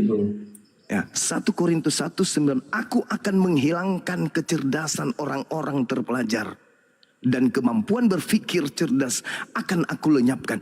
Itulah kenapa secerdas-cerdasnya orang Kristen membuat pesawat misalnya, membuat mobil misalnya, tapi ketika berbicara mengenai agama yang dibentuk Paulus seketika mereka tidak berakal. Seperti Anda, saudara Ngestrepo Putra, masuk santun, berbicara seperti orang intelektual. Tapi ketika berbicara mengenai agama, seketika Anda layu, seperti kepompong. Jasad kuat, otot kuat, bodi bagus, berdiri tegap, jalannya bagus. Ketika ditanya tentang imannya, kepompong keropos. Karena memang sudah konsep bang. Itu agama Anda. Jadi jangan malu untuk mengaku itu. 1 Korintus 1 nomor 19. 2 Korintus 10 nomor 5. Kami mematahkan, kami membinasakan setiap pemikiran manusia. Dan merubuhkan semua kubu ketinggian pengetahuan Tuhan. Jadi pengetahuan Tuhan itu dirubuhkan oleh Paulus. Sehingga dia menggiring manusia. Cukup percaya kepada Yesus saja. Itu oleh-oleh buat saudara untuk belajar lebih giat lagi. Saya kira begitu.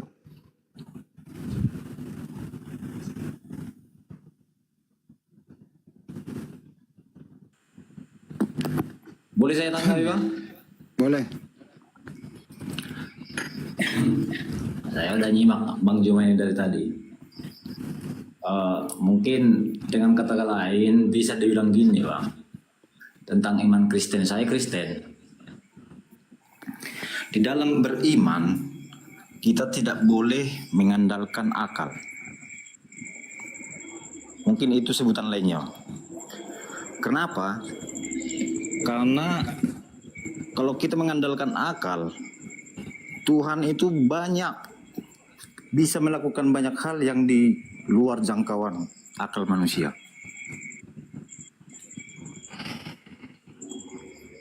Mungkin itu kalimat yang lebih cocok.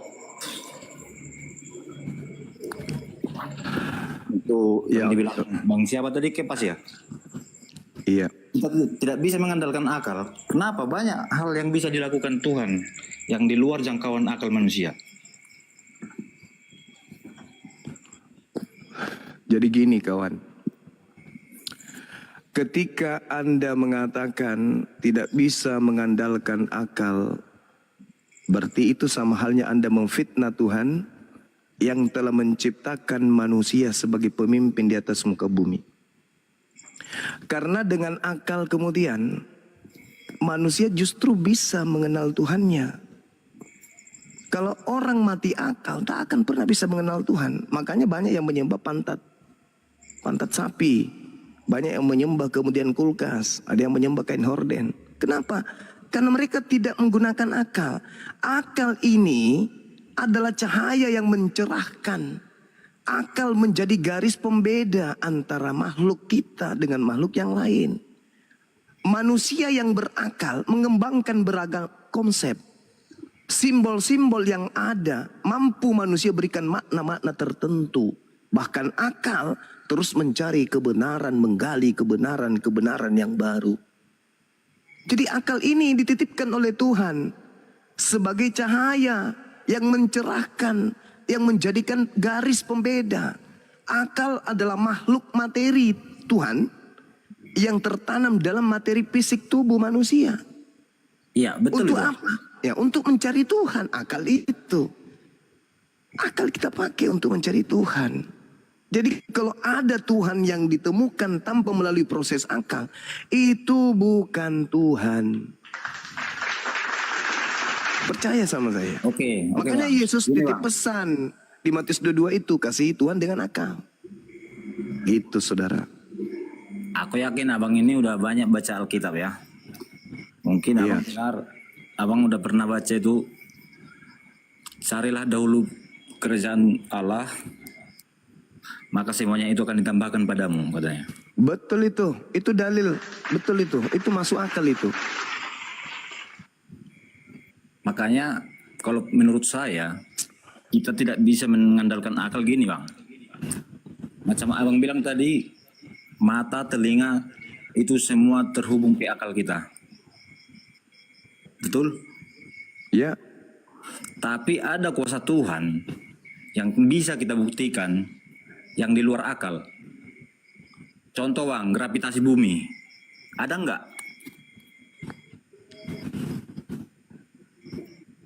Ada nggak gravitasi bumi? Ada. Nah. Jelas Tapi bisa ada. kalau kita misalnya orang bodoh yang belum mengetahui itu sampai sekarang, bisa itu kita buktikan. Atau bisa itu kita cari. Tanpa kuasa Tuhan. Saudara, Al-Quran saya membahas tentang isyarat-isyarat tentang adanya gravitasi bumi.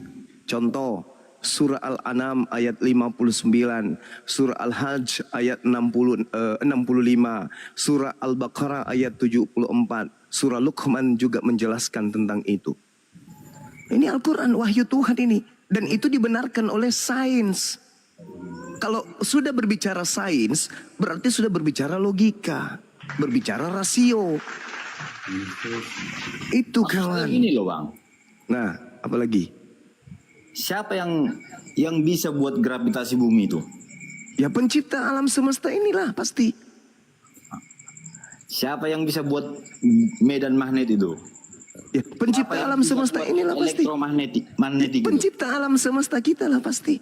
Maksudnya gini bang, kami makanya saya bilang tadi, maksudnya bukan mematikan akal atau menghilangkan akal. Lah itu di ajaran kita dalam Paulus percaya begitu. Tuhan beriman itu nggak bisa mengandalkan akal. Mungkin itu kalimat yang lebih cocok. Selamat pagi. Ya, masalahnya Paulus yang mengajarkan itu. 1 Korintus 1 nomor 19, 2 Korintus 10 nomor 5. Kalau Paulus maksudnya gini bang, dia kan orang terpelajar. Kesemuanya itu diabaikannya demi mengikut Yesus. Itu maksudnya di tulisannya itu. Nah iya, maksudnya dia meninggalkan pemikiran dan kecerdasan kan. Halo. Artinya bagi Paulus itu lebih berharga keselamatan jiwanya daripada semua yang didapatkannya di bumi. Itu. Bagaimana mungkin bisa sampai kepada keselamatan kalau akal nggak berfungsi? Alat untuk kembali menemukan Tuhan itu cuma akal, nggak ada yang lain. Balik lagi kita nih bang. Ya itu dia masalahnya. Itu dia masalahnya. Makanya saya katakan kalau orang tidak menggunakan akal sehat, cuman iman saja, kain horden pun bisa jadi Tuhannya. Kan gitu. Yang penting saya percaya, akal saya matikan. EGP dengan akal. Kan akal tidaklah menjadi alat untuk sampai kepada Tuhan. Itu keliru. Justru hanya orang yang berakal lah yang kemudian bisa menemukan Tuhannya. Kalau orang tidak berakal, apapun yang disuguhkan neneknya, kakeknya, nenek moyangnya, itulah yang dia sembah. Karena tidak menggunakan akal. Padahal Yesus menitik beratkan kepada akal. kasihi Tuhan, taati Tuhan dengan akalmu. Berarti akal yang harus menjadi dimensi awal untuk sampai kepada Tuhan.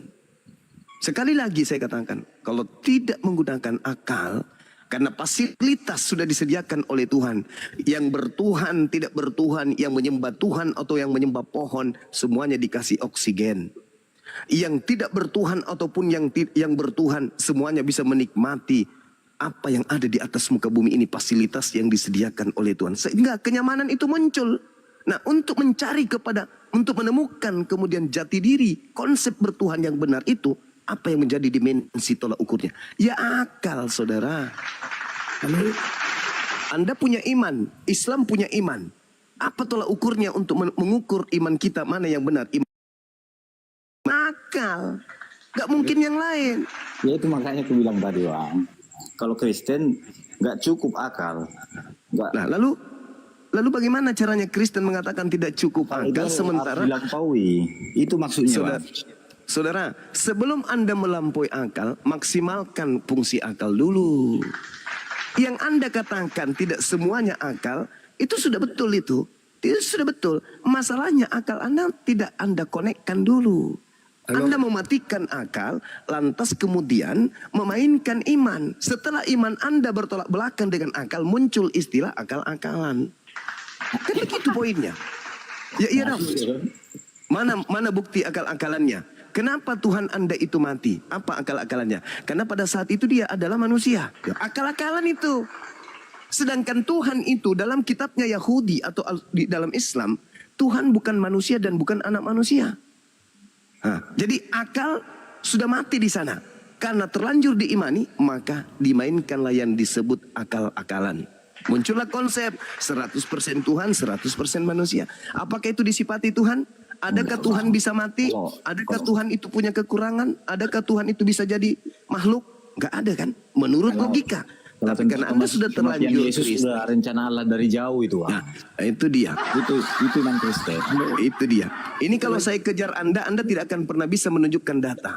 Kalau Tuhan sudah merencanakan membunuh Yesus. Saudaraku Juma, saya lagi dong. Oh iya Sensei, silakan. Oh silakan. Silakan Sensei.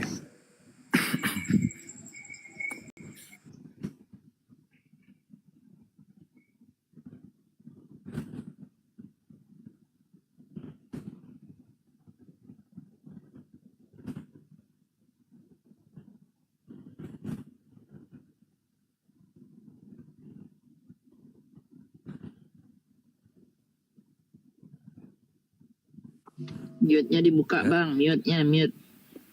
Iya. Oke. Terima kasih. Terima kasih saya sudah diberikan waktu dengan saudara saya Juma. Sebelumnya sebelum sampai ke tadi masalah iman dan akal, itu saya mau kasih informasi dulu ke saudaraku Juma. Kemarin saya ketemu sama Insinyur Farhan. Itu Iya. ketua umum perguruan, 25 perguruan. Biasanya cuma 24. Black Panther nggak ada. Tapi kemarin ketua umum kita Pak Hadi Cahyanto bilang, "Woi, sekarang kita udah genap, udah penuh." Nah, beliau Farhan. beliau muncul. Black Panther. Saya bilang, ada ini. Nanti ada cerita, nanti saya kirim foto-fotonya, ya. Oke, iya, kita lanjut masuk ke tadi yang saudara Juma sampaikan. Masalah Matius 22 ayat 27 ya. 37 kayaknya. Oh 37 ya. Siap. Jadi gini, kenapa orang Kristen dibilang iman dulu? Kan itu Yesus sendiri yang ngomong. Akal itu nanti setelah nomor 3 ya kalau kita lihat ya. Yesus bilang kan, kasihilah Tuhan Allahmu dengan segenap hati, segenap jiwa, segenap akal budi. Nah akal budi ini nanti setelah iman. Iman kan muncul, percaya kan muncul dari hati, bukan dari pikiran. Ya, nah baru berlogika lah kita. Sebab logika itu terbatas. Kalau kita mau bermain logika untuk percaya kepada Tuhan tidak cukup. Ya, jadi kita harus memakai roh atau iman. Nah itu kan Yesus bilang, kasihilah, itu hukum yang pertama dan utama. Pertama itu kita imani, sebab Abraham tidak dijuluki bapak orang berakal, tapi Abraham dijuluki bapak orang beriman. Jadi dia percaya dulu bahwa ada Tuhan. Nah gitu. Bukan dia akali dulu. Sebab akal itu terbatas. Maka itu hukum pertama dan utama itu Yesus tekankan. Kasihlah Tuhan Allahmu dengan segenap hati dulu. Kan kita kalau bicara hati itu kan tidak bisa diselami dengan akal, ya. Karena itu sudah di luar akal, ya. Karena akal kita terbatas. Maka itu hukum pertama dan utama Yesus tekankan adalah kasihlah Tuhan Allahmu dengan segenap hati, segenap jiwa, dan akal budimu. Bukan langsung kasihlah Tuhan Allahmu dengan segenap akal budi, nggak ada. Nah itu. Iman tuh berbicara di dalam hati, ya. Kepercayaan tuh dari hati dulu, bukan dari akal lah gitu. Baru setelah kita percaya, baru kita berakal. Sebab akal itu sangat terbatas. Sebab ada kita memahami Tuhan dengan memakai fisik tidak cukup. Kita harus memakai metafisik. Metafisik itu di luar akal, ya. Seperti maaf ya, Yesus naik ke surga itu nggak masuk akal, ya. Jadi mana beliau? Kena peringatan, kena pelanggaran itu. Kena pelanggaran Pak Robertnya. Ya udah gini deh, terakhir dari saya Bang Juma, assalamualaikum Iya. Bang. Silakan, Cuma silakan. begini, saya tadi tertarik itu dengan kalau bicara diskusi begini tadi. Tapi kalau soal debat bertafsir menafsir itu saya tidak tertarik begitu. Jadi dari saya begini, kalau karena ini mau untuk diskusi iman ya lintas agama, buat saya, bagi saudara saya yang beragama Islam, jalankan ajarannya itu dengan baik. Jadi kemudian dari kami juga seperti itu, ya kita tetap bersatu dalam kebinekaan kita. Itu dari saya Bang. Oke, alhamdulillah ya, makasih Bang, makasih. Menjalankan iman kita dengan baik itu jauh lebih penting lah daripada kita diskusi nggak ada ujung begini tentang iman gitu kan nggak ada ujungnya itu Bang. Gitu. Iya, thank you. Ya, jadi saya pamit. Saya terakhir menyampaikan selamat menjalankan ibadah puasa bagi Makasih. saudara kita yang beragama Muslim. Semoga amal ibadah puasa ini dapat diterima oleh Yang Maha Kuasa. Assalamualaikum warahmatullahi wabarakatuh, Bang. Waalaikumsalam saudaraku, makasih. Makasih. Baik, saya tanggapi sebelum Sensei Robert naik lagi ya. Mengenai yang ada di dalam kitab Lukas tadi. Yang mana sensei kita ini, sensei saya ini, itu kemudian berbicara bahwasanya yang pertama itu bukan akal tapi hati. Saya tepuk tangan dulu untuk Sensei Robert. Mudah-mudahan Sensei masih mendengarkan di bawah. Ketika berbicara mengenai iman, Sensei, dan Anda jadikan tolak ukurnya adalah hati, manusia tidak akan pernah bisa membohongi hatinya. Bagaimana mungkin kemudian Anda mengasihi Tuhan dengan hati, dengan mendudukkan kemurnian kalbu ini sebagai tolak ukur kebenaran, ketika Tuhan itu Anda imani menjadi bayi? Apakah hati Anda bisa menerima itu? Pasti tidak. Makanya Al-Quran sangat menitik beratkan kebenaran itu terhadap hati. Ya ayyuhalladzina amanu taqullah wa qulu qawlan sadida. Wahai orang-orang yang beriman, bertakwalah kamu kepada Allah dan ucapkanlah perkataan yang benar. Ucapan itu landasan hati. Ketika hati ini berbicara, maka apa yang terlontar keluar itu adalah sebuah kebenaran. Bagaimana mungkin Anda ingin mengasihi Tuhan, sedangkan Anda memiliki sembahan seorang bayi, dan itu tidak masuk di dalam hati Anda. Hati Anda akan menolaknya. Dalam hati Anda, ini tidak mungkin Tuhan. Tapi karena sudah terdoktrin, terdogma, hati Anda kemudian buta. Inilah yang dikatakan Al-Quran, summum bukmun umyum fahum la yarji'un. Hati Anda buta. Jadi jangan kemudian Anda mengatakan akal memang belakangan, yang pertama itu adalah iman. Oh tidak, hati itu berbeda dengan iman, sensei. Hati dan iman itu berbeda. Itu adalah dua komponen yang berbeda, dua entitas yang berbeda. Mereka memiliki makam-makam, kedudukan, stasiun-stasiun yang berbeda dan punya tempat-tempat yang berbeda pula. Jangan Anda satukan antara hati dengan iman. Iman yang betul adalah iman yang tidak bertolak belakang dengan hati. Itu bagaimana Anda bisa mengatakan hati itu adalah iman? Enggak, beda. Beda. Antara iman dan hati itu beda. Kalau iman salah, hati menolak. Makanya Al-Quran mengatakan, liyu'azziballahul munafiqina wal munafiqat wal musyrikina wal musyrikat wa yatuballahu alal mu'minina wal mu'minat wa kana Allahu ghafurar rahima. Al-Quran saya menerangkan itu. Sehingga Allah akan mengasap orang-orang munafik. Kenapa Allah mengasap orang munafik? Karena lisannya, perbuatannya tertolak oleh hatinya sendiri. Ini kita belum berbicara mengenai akal loh. Baru hati. Sensei sudah salah di situ. Maaf, saya bukan mau mengajari. Kalau di bela diri, sensei lebih tinggi dari saya itu pasti. Tapi kalau dalam hal kebenaran, mohon maaf. Ya kita harus duduk bersanding. Dan kemudian kita ukur esensi kebenaran yang kita tuangkan melalui lisan kita. Biar orang yang menilai. Hati ini nggak bisa dibohongi, sensei. Bagaimana mungkin kemudian hati Anda bisa membuka diri?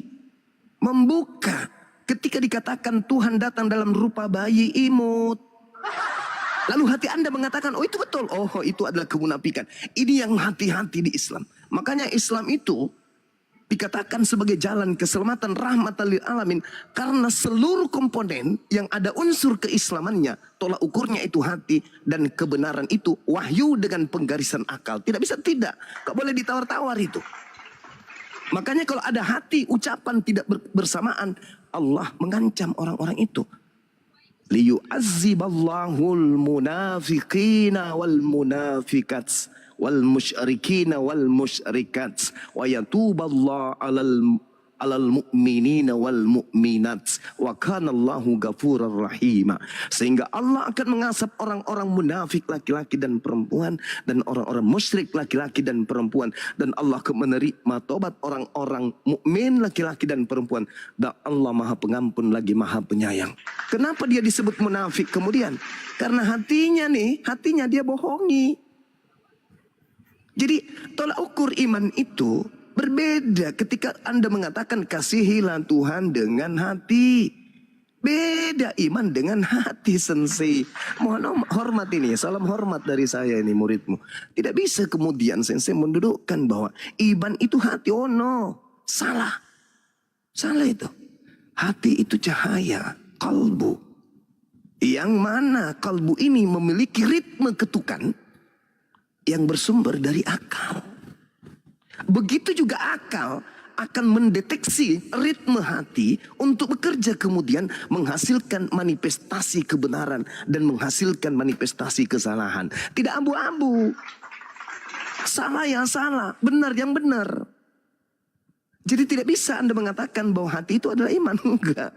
Bagaimana mungkin dalam hati saya melihat sebuah ada benda berupa cincin. Benda berupa cincin. Hati dan pikiran saya sudah kompak mengatakan ini cincin. Hati saya mengatakan yes, itu cincin. Akal saya melihat itu cincin. Dibenarkan oleh panca indera yang lain, yes itu cincin. Iman saya mengatakan itu adalah kupu-kupu. Tidak bisa. Mata Anda ketika melihat Maria melahirkan, mata Anda mengatakan ini manusia. Ketika Anda olah apa yang dicerna oleh panca indera Anda itu masuk ke dalam hati, hati Anda akan mengatakan yes ini manusia. Akal bekerja, mesin penggeraknya kemudian notnya dibunyikan pelatuknya oleh hati. Satu kata, satu rasa. Itu adalah manusia yang keluar dari rahim Maria. Iman mengatakan apa? Pada hari ini telah lahir bagimu juru selamat, Tuhan di kota Daud. Beda sensei, mohon maaf, beda antara iman dengan hati. Beda, ya. Jadi ya itulah yang saya katakan tadi, sekali lagi, level apapun kalau orang itu sudah Kristen, cuman gak enak aja ya saya ngomong. Jadi Yesus sekali lagi ketika mengatakan bahwa kebenaran itu, mengasihi Tuhan itu harus dengan hati, Kristen tidak lolos. Saya yakinkan Kristen tidak lolos. Dan segenap jiwa saya yakinkan Kristen tidak lolos. Apalagi akal. Makanya saya katakan Kristen itu jauh dari ajaran Yesus. Tapi Kristen itu dekat kepada pengajaran roh yang datang kepada Paulus yang mengaku Kristus. Itu. Jadi sekali lagi sensei kalau masih mendengarkan di bawah, janganlah kita menipu orang dengan mengatakan hati itu adalah iman. No, iman itu adalah buah dari kebenaran hati yang direkam oleh akal. Begitu juga sebaliknya, apa yang kemudian ditelaah oleh akal, dibenarkan oleh hati, baru dilahirkan oleh iman yang betul. Anda tidak. Yang keluar dari rahim Maria, manusia, itu akal. Itu iman. Itu hati, itu akal. Itu manusia. Tapi iman Anda mengatakan, hari ini telah lahir bagimu Tuhan. Apa yang lahir? Tuhan. Itu iman. Tapi kalau hati, itu manusia. Nah, ketika kemudian Anda dengan iman Anda mengatakan yang lahir itu adalah Tuhan di kota Daud, hati Anda pasti memar. Hati Anda pasti menghitam. Hati Anda pasti membiru. Maka tertolak belakang antara hati Anda dengan iman Anda. Makanya Al-Quran saya mengatakan, ulaika hum syarrul bariyah. Kalian adalah seburuk-buruknya makhluk. Dikasih hati, dikasih akal, tetapi tidak difungsikan dengan baik. Mohon maaf nih, mohon maaf. Itu fakta real. Ketika saudara sensei saya mengatakan yang pertama pernyataan Matius 22 nomor 37 di situ adalah segenap hatimu. Lantas sensei mengatakan itu adalah iman. No. Iman berbeda dengan hati. Iman itu buah dari kerja hati. Ketika iman tidak sesuai dengan hati kita, maka muncul kemunafikan, kebohongan. Makanya Al-Quran mengatakan sebenarnya mereka itu tahu, mereka paham, mereka ngerti, tapi mereka mencoba untuk menipu Allah, menipu orang-orang beriman. Padahal sebenarnya mereka menipu diri sendiri. Masuk nggak di dalam hati sensei? Ketika dikatakan Tuhan menjadi anak bayi, masuk gak dalam hatinya? Menerima nggak kalbu Anda tuh? Enggak. Hati Anda nggak masuk. Ketika Anda sudah jatuh kepada penyembahan kepada manusia bernama Yesus, hati Anda tertidur. Hati Anda kemudian hati Anda tertidur. Itulah yang katakan Al-Quran. Summum bukmun umyum fahum la yarji'un. Hatinya buta, tak melihat hati Anda itu. Nah, jadi hati dengan iman, sensei mohon maaf, itu berbeda. Tetapi terkait, berbeda tapi terkait. Iman yang betul masuk hati, masuk dalam hati, sesuai dengan apa yang dalam hati. Tapi iman yang tidak sesuai dengan dalam hati, itu adalah iman yang semu. Makanya dikatakan di dalam kitab saudara sendiri, iman tanpa perbuatan adalah buta. Betul, tetapi iman tanpa akal adalah gila. Saya kira begitu saudara-saudara. Silakan. Ya, silakan dibantah Bang. Siapa ini? Halo, selamat malam, salam. Ya, selamat pagi. Oh ya, selamat pagi. Oke, boleh bicara? Silakan. Oke, selamat malam semuanya. Halo Bang Handi Selebes. Halo Bang Juma, teman-teman yang lainnya. Oke, baik. Kita bahas tentang apa nih Bang? Boleh saya duluan atau Bang Juma duluan? Silakan. Tapi aja tadi itu antara iman dan akal. Oke, baik. Baik ya, saya duluan ya Bang ya. Jadi gini Bang, kalau kami sebagai umat Kristen, Tuhan kami itu bukan hanya dengan perkataan akulah Tuhan sembahlah aku. Tetapi selain daripada perkataan dan pengajaran Yesus di dalam Injil, kami melihat di dalam Injil itu banyak perbuatan yang nyata yang dilakukan oleh Yesus Tuhan kami.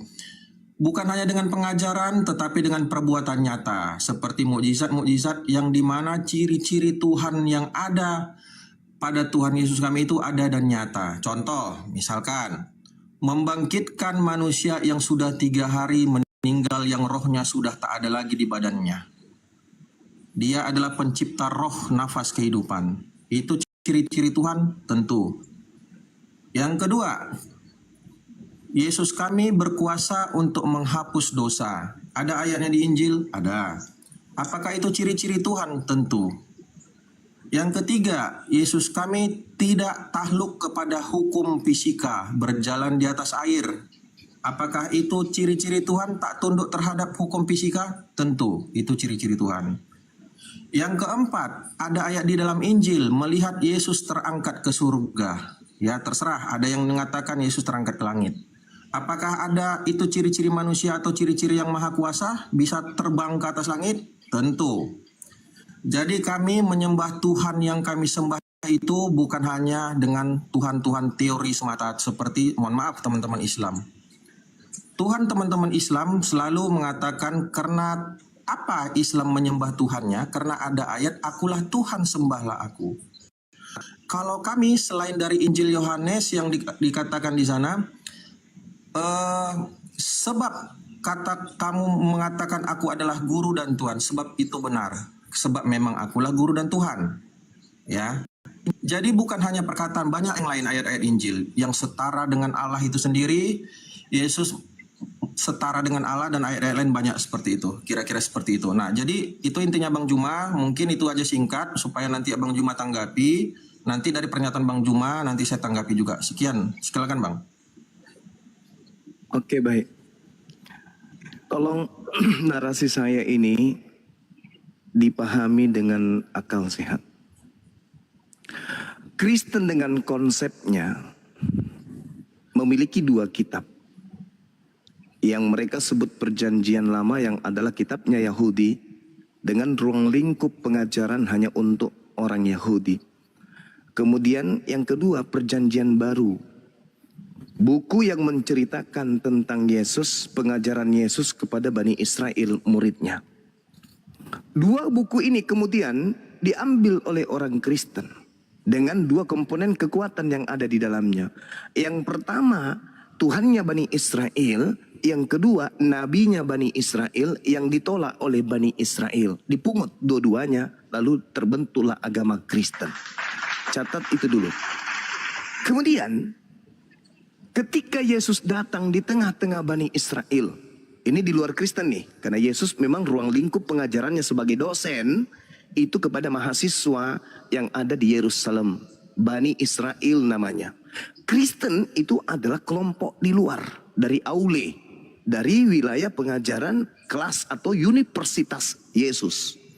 Nah sekarang Yesus sebagai seorang guru memiliki kisi-kisi dong, memiliki referensi dong, memiliki kurikulum pengajaran dalam proses belajar mengajar.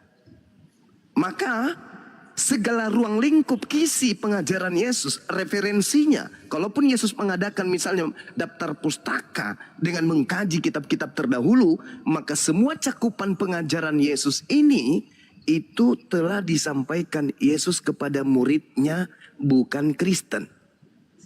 Apa manifestasi dari pernyataan saya? Harus disertakan dengan dalil. Apa dalil yang menjadi acuan kemudian?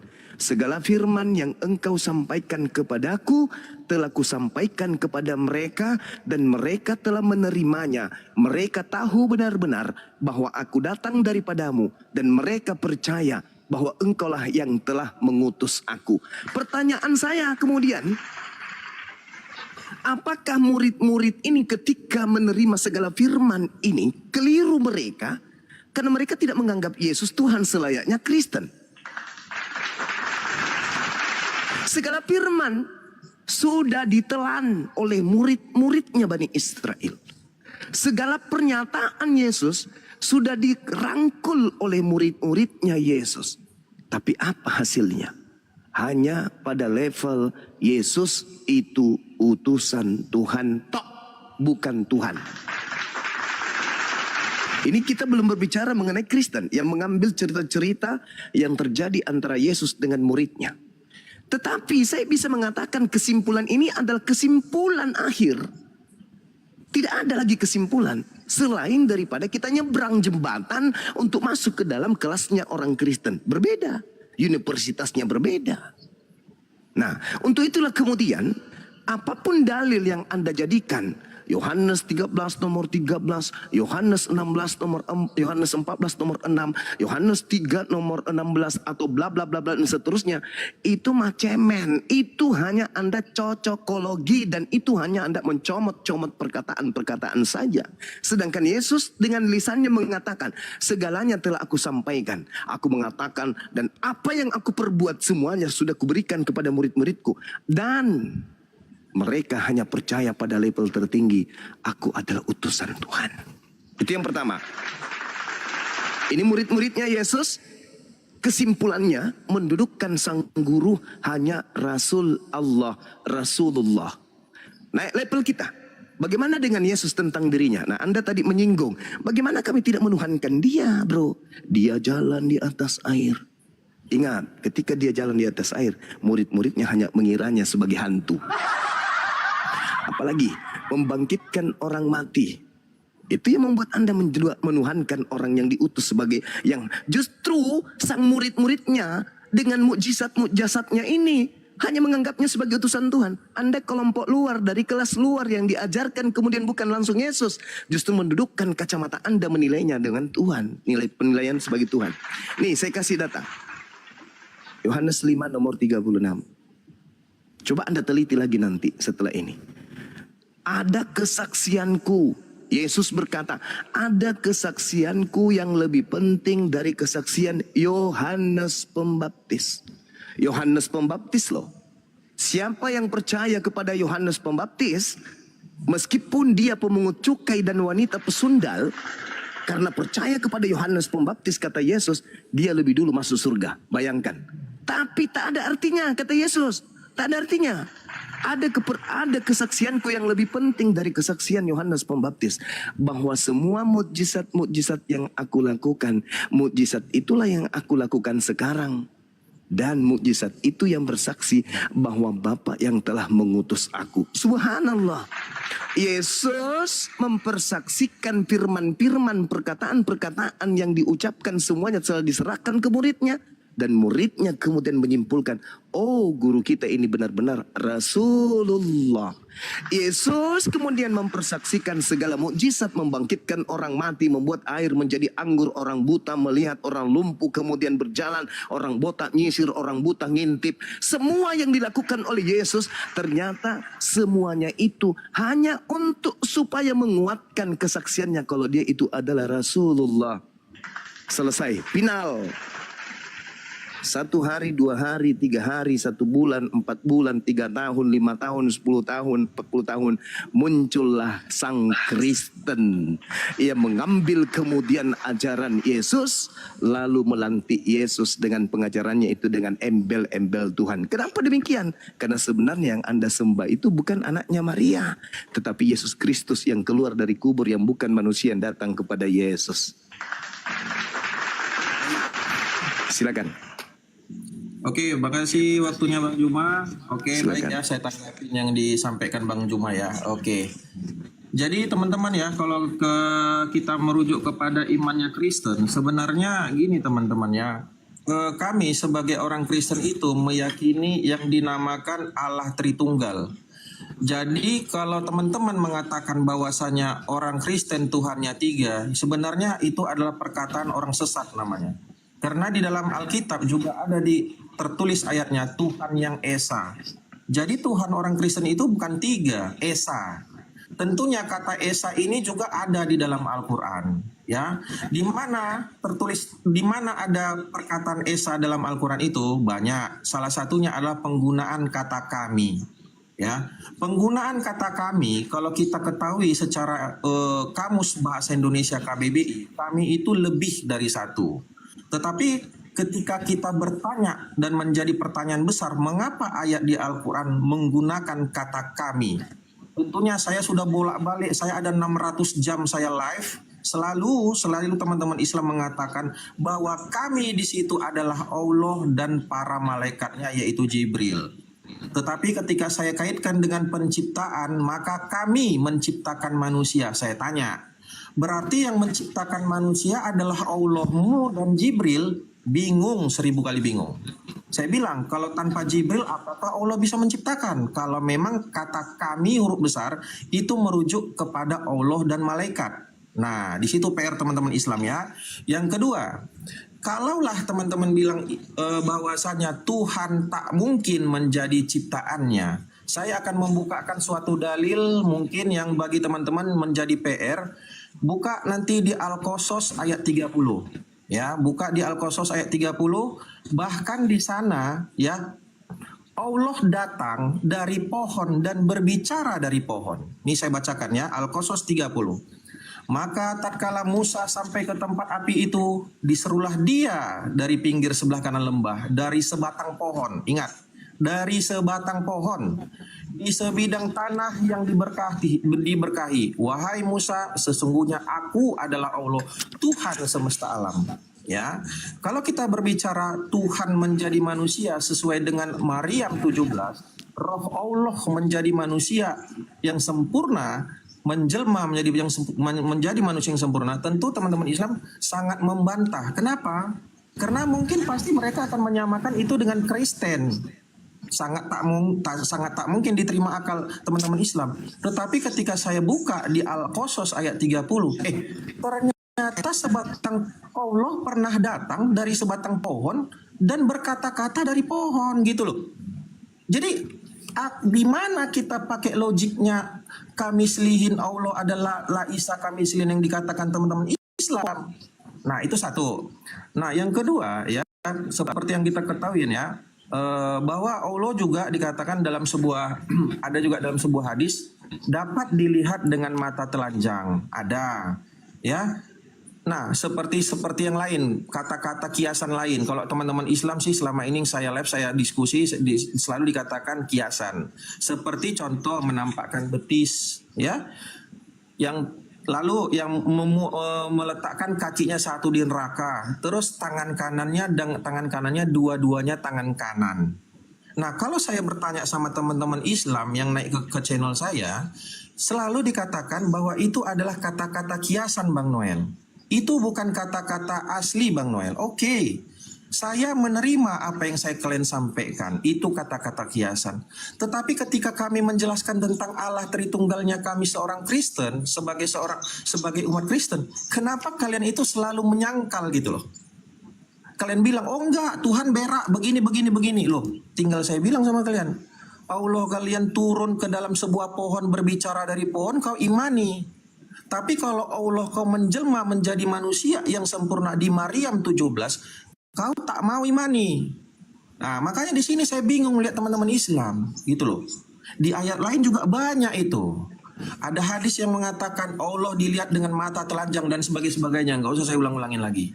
Ya, makanya saya bilang teman-teman, jika kita saling menghargai, silakan, ayo kita saling menghargai. Kami menjelaskan bagaimana Allah Tritunggal kami itu seperti sebenarnya gampang sih, seperti apa? Seperti manusia yang punya tubuh, manusia yang punya roh, manusia yang punya kesadaran atau pikiran atau kecerdasan. Tetapi apakah dikatakan manusia tiga? Tidak. Manusia tetap satu. Seperti itulah keesaannya Allah kami sebagai orang Kristen. Tetapi bedanya apa dengan manusia? Manusia tak mungkin bisa mengutus yang namanya pikirannya, kecerdasannya menjadi manusia lain. Contoh, kau pergi utus kau menjadi manusia. Nggak bisa, dia akan koma namanya, hilang kesadaran. Kalau manusia mengutus rohnya, itu tak bisa. Kenapa? Karena kalau ketika roh berpisah dari tubuh, akan namanya meninggal dunia. Ya. Tetapi ketika kita membuat hal seperti itu kepada Tuhan, Tuhan itu tak tanpa batas, artinya maha segalanya. dia bisa mengutus firman-Nya menjadi manusia, tetapi dia tetap Allah, tetap. Dia tidak kehilangan kuasanya. Lalu manusia, Tuhan Allah kami bisa mengutus rohnya menjadi sesuatu kepada manusia? Bisa. Tapi apakah dia kehilangan-kehilangannya? Tidak. Karena kenapa? Karena sifatnya adalah Sang Maha Kuasa, Maha segala-galanya. Makanya saya kadang-kadang kalau bertanya sama teman-teman Islam, menurut kalian Allah kalian itu maha segalanya enggak? Maha, Bang. Berarti kalau namanya maha, tak ada suatu apapun yang tak bisa dilakukannya. Betul? Oh, enggak, Bang. Kecuali jadi manusia enggak mungkin. Oke, jadi manusia kau bilang enggak mungkin. Berarti Allahmu terbatas kecuali tanda koma. Oh, enggak, Bang. Oke, enggak masalah. Saya bukakan Al-Qasas 30, kau baca bahwa di situ keterangannya bahwa Allahmu pernah berbicara dari pohon. Terus mau gimana? Kalau nggak percaya buka Al-Qasas 30. Ngapain diketawain gitu loh? Silakan buka. Allah berbicara dari pohon. Dan nanti teman-teman PR satu lagi buka surat At-Taha ayat 14. Ya. At-Taha ayat 14 di sana dikatakan kata Tuhan yang kepada Allah itu T huruf kecil, bukan T huruf besar. Ingat ada di dalam Al-Jaziyah, ya, di dalam At-Taubah 31, maka mereka menjadikan alun-alunnya dan rohib-rohibnya menjadi Tuhan selain Allah, T huruf kecil. Di Al-Jaziyah 22, jangan ketawa, Bang. Janganlah ketawa, ini nggak menghargai lah. Anda jualan obat terlalu panjang. Juga dikatakan di sana. Di sini orang waras semua sini, Bang. Iya, sorry. Terlalu sadar dong. Ini bukan gereja ini, bukan gereja. Sadar dong. Jadi gini, coba duduk dulu yang rapi, biar saya waraskan Anda ya. Duduk yang rapi. Dengarkan pernyataan saya supaya Anda tidak gila permanen. Ketika Anda berbicara melalui HP, apakah Anda HP? Malu. Saya tolong bedakan Tuhan dengan manusia, Bangku. Justru karena itu, saudara, Anda menyamakan Tuhan. Diam dulu, kawan, diam, ya. Anda sendiri tadi, ketika saya berbicara dari pasar, Anda menganggap saya pasar. Ketika saya berbicara melalui HP, Anda menganggap saya HP. Otak Anda harus diperbaiki dulu, ya. Anda ingin Tuhan kita sama. Tuhan kami satu, Tuhan Anda 3. Tidak bisa Anda mengatakan Tuhan Anda 1. Tidak bisa. Ketika Tuhan Anda mati, apakah Tuhan habis bagi Anda? Enggak, masih ada di surga. Berarti ada Tuhan lain kan? Nah, di mana datanya Tuhan Anda itu 3? Ada dalilnya, Cak Ayu. Jadi jangan kau jualan obat di sini. Untung saya tidak muntah tadi. Di dalam kitab saudara 1 Yohanes 5 nomor 7, sebab ada 3. Sudah disebut 3 di situ, kawan. Sebab ada 3. Tuhanmu 3. Jangan kau menipu di sini. Tuhanmu itu 3. Yang memberi kesaksian di surga itu ada 3. Bapa, Anak, Roh Kudus. 3. Dan ketiganya adalah 1 kan, Bang Juma? Ya, dan ketiganya adalah 1. Oke, satu siap. apa? Sabar dulu. Silakan. Dan ketiganya adalah 1. 1 apa? 1 seperti 1 Timotius 2 ayat 5. Allah itu Esa. Oke, sekarang saya tanya kepada saudara, mana jasadnya anak Maria? Jasad anak Maria, dia bukan seperti manusia seperti kamu. Mulai ngaco kan? Mulai ngaco. Mana jasadnya anak Maria? Kalau dia, diam dulu. Mana jasadnya anak Maria kalau Anda mengatakan Tuhan Anda 1? Itu yang pertama. Jelas 3 di situ. Anda saja menjadi Kristen, jadi Anda akal-akalan. Di dalam 1 Timotius 6 nomor 16, dialah satu-satunya yang tidak tersentuh oleh kematian. Masuk nggak Tuhan Yesusmu di situ? Nggak masuk. Bersemayam dalam terang yang tak terhampiri. Masuk nggak Tuhan Yesusmu di situ? Nggak masuk lagi. Seorang pun tidak pernah melihat dia. Masuk nggak Tuhan Yesus itu? Nggak masuk juga. Dan memang tidak ada manusia yang dapat melihat dia. Masuk nggak Yesus itu? Nggak masuk juga. baginya lah hormat dan kuasa yang kekal. Masuk nggak Yesus di situ? Enggak juga. Lalu sabar dulu, penjual obat, sabar dulu penjual obat. Sabar. Ya. Ketika Anda mencoba untuk mentafsirkan Al-Quran tanpa ilmu, sedangkan Bibelmu sendiri Anda tafsirkan membabi buta. Saya ingin tanya kepada saudara, apakah Tuhannya Yahudi itu kemudian bisa mati? Udah? Ya. Silakan. Sedangkan ketika Anda berbicara mengenai Tuhannya umat Islam, wa ma arsalna min qablika mir rasulin illa nuhi ilaihi annahu la ilaha illa ana. Tuhan mengatakan dengan kata kami. Kami itu bahasa Indonesia. Al-Quran diwahyukan dalam bahasa Arab. Kata nahnu itu tunggal bagi orang Arab, tergantung konteks. Jadi Anda tidak bisa kemudian mentafsirkan Al-Quran dengan terjemahan. Karena ilmu tafsir bukan ilmu terjemah. Berbeda kawan. Sedangkan ketika pencipta langit dan bumi, Allah meminta untuk disembah, dia tidak pernah mengatakan dirinya, sembahlah kami. Carikan saya dalilnya. Enggak ada. Kenapa dia mengatakan kami? Ketika Anda mengatakan kami menciptakan. Betul, Allah pada saat menciptakan, Allah melibatkan makhluknya yang lain.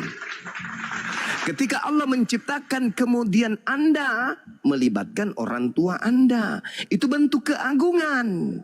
Tetapi sumber satu-satunya adalah Allah. Ketika kemudian Allah mengatakan, aku menciptakan alam semesta, Allah melibatkan makhluknya. Itu betul. Tetapi sumber satu-satunya adalah Allah. Ketika kemudian Anda mengatakan kaki Allah itu di neraka, ingat saudara, Allah laisa kamitslihi syai'. Allah tidak serupa dengan makhluk. Untuk menggambarkan kemudian kekuasaan Allah, Allah mengkiaskan seperti itu. Tetapi Anda punya wajah, monyet punya wajah, bukan berarti Anda dan monyet itu sama-sama wajahnya, tapi mungkin saja mirip. Jangan seperti itu. Tuhan pencipta langit dan bumi itu laisa kamitslihi syai', tidak serupa dengan apapun. Pahami itu dulu. Jadi jangan jualan obat di depan saya. Nah sekarang kita berbicara mengenai konsep Tuhan nih. Tuhan satu. Terciduk Tuhanmu tiga. Bahkan itu masih bagus saya katakan tiga. Tuhanmu itu sebenarnya banyak. Tuhanmu itu roh-roh. Di dalam kitab Wahyu 5 nomor 6. Tuhanmu bertanduk 7 bermata 7. Dan dikatakan 7 roh Tuhan Anda. Bukan karena ada penyembah roh. Roh-roh itu banyak kan? Nah, oleh karena itulah kemudian ketika Anda mengatakan bahwa Tuhan Anda itu satu, Anda mencoba untuk membuat kemudian dua kandidat itu tereliminasi. Kenapa? Karena ketika Yesus dalam kandungan, apakah Romo Merpati juga ada dalam kandungan? Apakah Bapak juga ada dalam kandungan? Tidak ada kan? Ketika Yesus mati, apakah kemudian Bapak juga mati? Enggak kan? Berarti ketika Tuhan Anda yang bernama Yesus itu mati, Tuhan Anda yang bernama Bapa masih ada di langit. Jadi yang kita bahas sekarang ini, Tuhan itu satu atau Tuhan itu tiga. Pertahankan Tuhan Anda tiga, jangan ikut-ikutan ke Islam. Jangan ikut-ikutan ke Islam. Islam itu Tuhannya satu, Kristen Tuhannya minimal tiga. Ya, jangan Anda ikut-ikutan jadi satu. Kasihan Yesus. Kasihan Yesusnya. Ya, silakan. Buktikan kalau Tuhan Anda itu satu. Silakan. Jadi teman-teman ya, kalau kita baca di dalam Alkitab, Tuhan Kristen itu seperti sebenarnya kata tiga itu tak pernah ada di dalam Alkitab. Coba tunjukkan. Selalu pun kalaupun ada di dalam Injil 1 Yohanes 5 nomor 7. Ya, tetapi di situ ada tiga yang bersaksi, saudara. Ada tiga yang bersaksi. Anda kan bertanya tadi tidak ada di dalam Bible Tuhan itu tiga. Anda pembohong. Ya, 1 Yohanes 5 nomor 7. Bahkan di dalam kitab saudara ada dua yang esa. Ya, di 1 Timotius 2 ayat 5 itu dikatakan Allah itu Esa. Oke. Yesus juga Esa. Allah itu Esa dan Esa pula dia yang menjadi pengantara. Ada berapa yang Esa di situ? Manusia. Ada berapa yang Esa di situ? Ada berapa yang Esa di situ, saudara? Markus ada berapa yang Esa di sana? Sebentar. Ada berapa yang Esa? Ada berapa yang Esa di situ? Dulu. Enggak usah panjang lebar. Bosan saya dengarkan jualan obat. Sekarang 1 Timotius 2 nomor 5 ada berapa yang Esa di situ? satu, Esa itu Nenek tetap moyang satu kiper. kesatuan. Bagaimana Anda mengatakan ada satu yang esa? Di situ ada dua yang Bang esa. Juma udah surang Bang Juma. Kasih kesempatan lah lawan bicara. Enggak, Anda Abang kan tadi ngomong, panjang saya tuh. nggak ada potong. Anda tadi panjang sesi pertama, Iya, saya nggak balas apa-apa. panjang. Sekarang kita tiktokan. Ngapain saya layani penjolobat kayak Anda? Di dalam 1 Timotius 2 nomor 5, saudara, 1 Timotius 2 nomor 5, karena Theos itu Esa pula Yesus yang menjadi pengantara. Ada berapa yang Esa di situ? Anda mengatakan satu, nenekmu kiper. Jangan menipu kawan. Ini kebiasaan Kristen ini suka bohong, dusta, menipu. Enggak nipu. Ngapain? Kami enggak boleh. Coba Anda baca. Silakan Anda baca 1 Timotius 2 nomor 5. Silakan Anda baca 1 Timotius 2 nomor 5. Timotius 2 ayat 5. Karena Allah itu Esa. Ya, Esa pula Allah yang menjadi pengantara antara manusia dan Allah itu yang merujuk kepada Esa yang Allah tadi. Sekarang saya tanya, Bapak itu manusia atau bukan? Bukan, Bapak sang Di sumber. situ dikatakan yaitu manusia Kristus Yesus, betul? Yesus beda dengan Bapa. Tepuk tangan. Diskusi gimana? Yesus Bapa sang sumber. beda dengan Yesus Bapa. adalah sang firman yang menjadi manusia. Yesus beda dengan Tetapi Bapa. Yesus beda dengan Bapa. Jadi jangan ikut-ikutan Islam. Tuhan Anda satu, Tuhan Anda itu banyak, rame. Tuhan Anda itu. Tuhan Islam batu mau satukan buktikan buku sejarah Islam sekarang banyak. 1 Timotius 2 nomor 5. Jangan emosi. Jangan katakan Tuhan Anda satu, tapi terbukti Anda sendiri mengatakan Yesus dan Bapa beda. Anda terjebak. Tidak bisa kawan, tidak bisa kalian lolos. Kalian bukan penganut ajaran samawi. Kalian itu agama dari barat. Oke? Kalian agama dari barat. Tuhanmu tidak satu, Tuhanmu tiga. Minimal loh. Minimal. Jadi 1 Timotius 2 nomor 5 bacanya begini.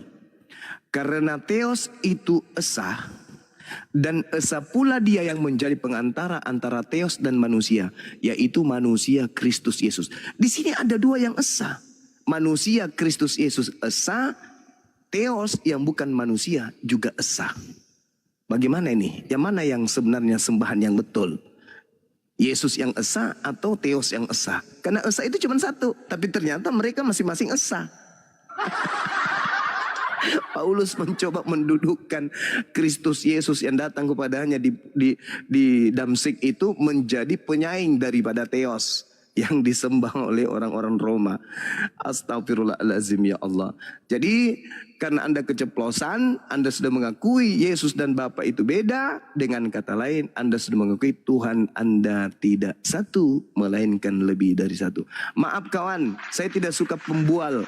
Apalagi seorang Kristen bawa-bawa. Di dalam Al-Qasas 30, Allah berfirman katanya, dia jadi pohon, nenek lu kiper.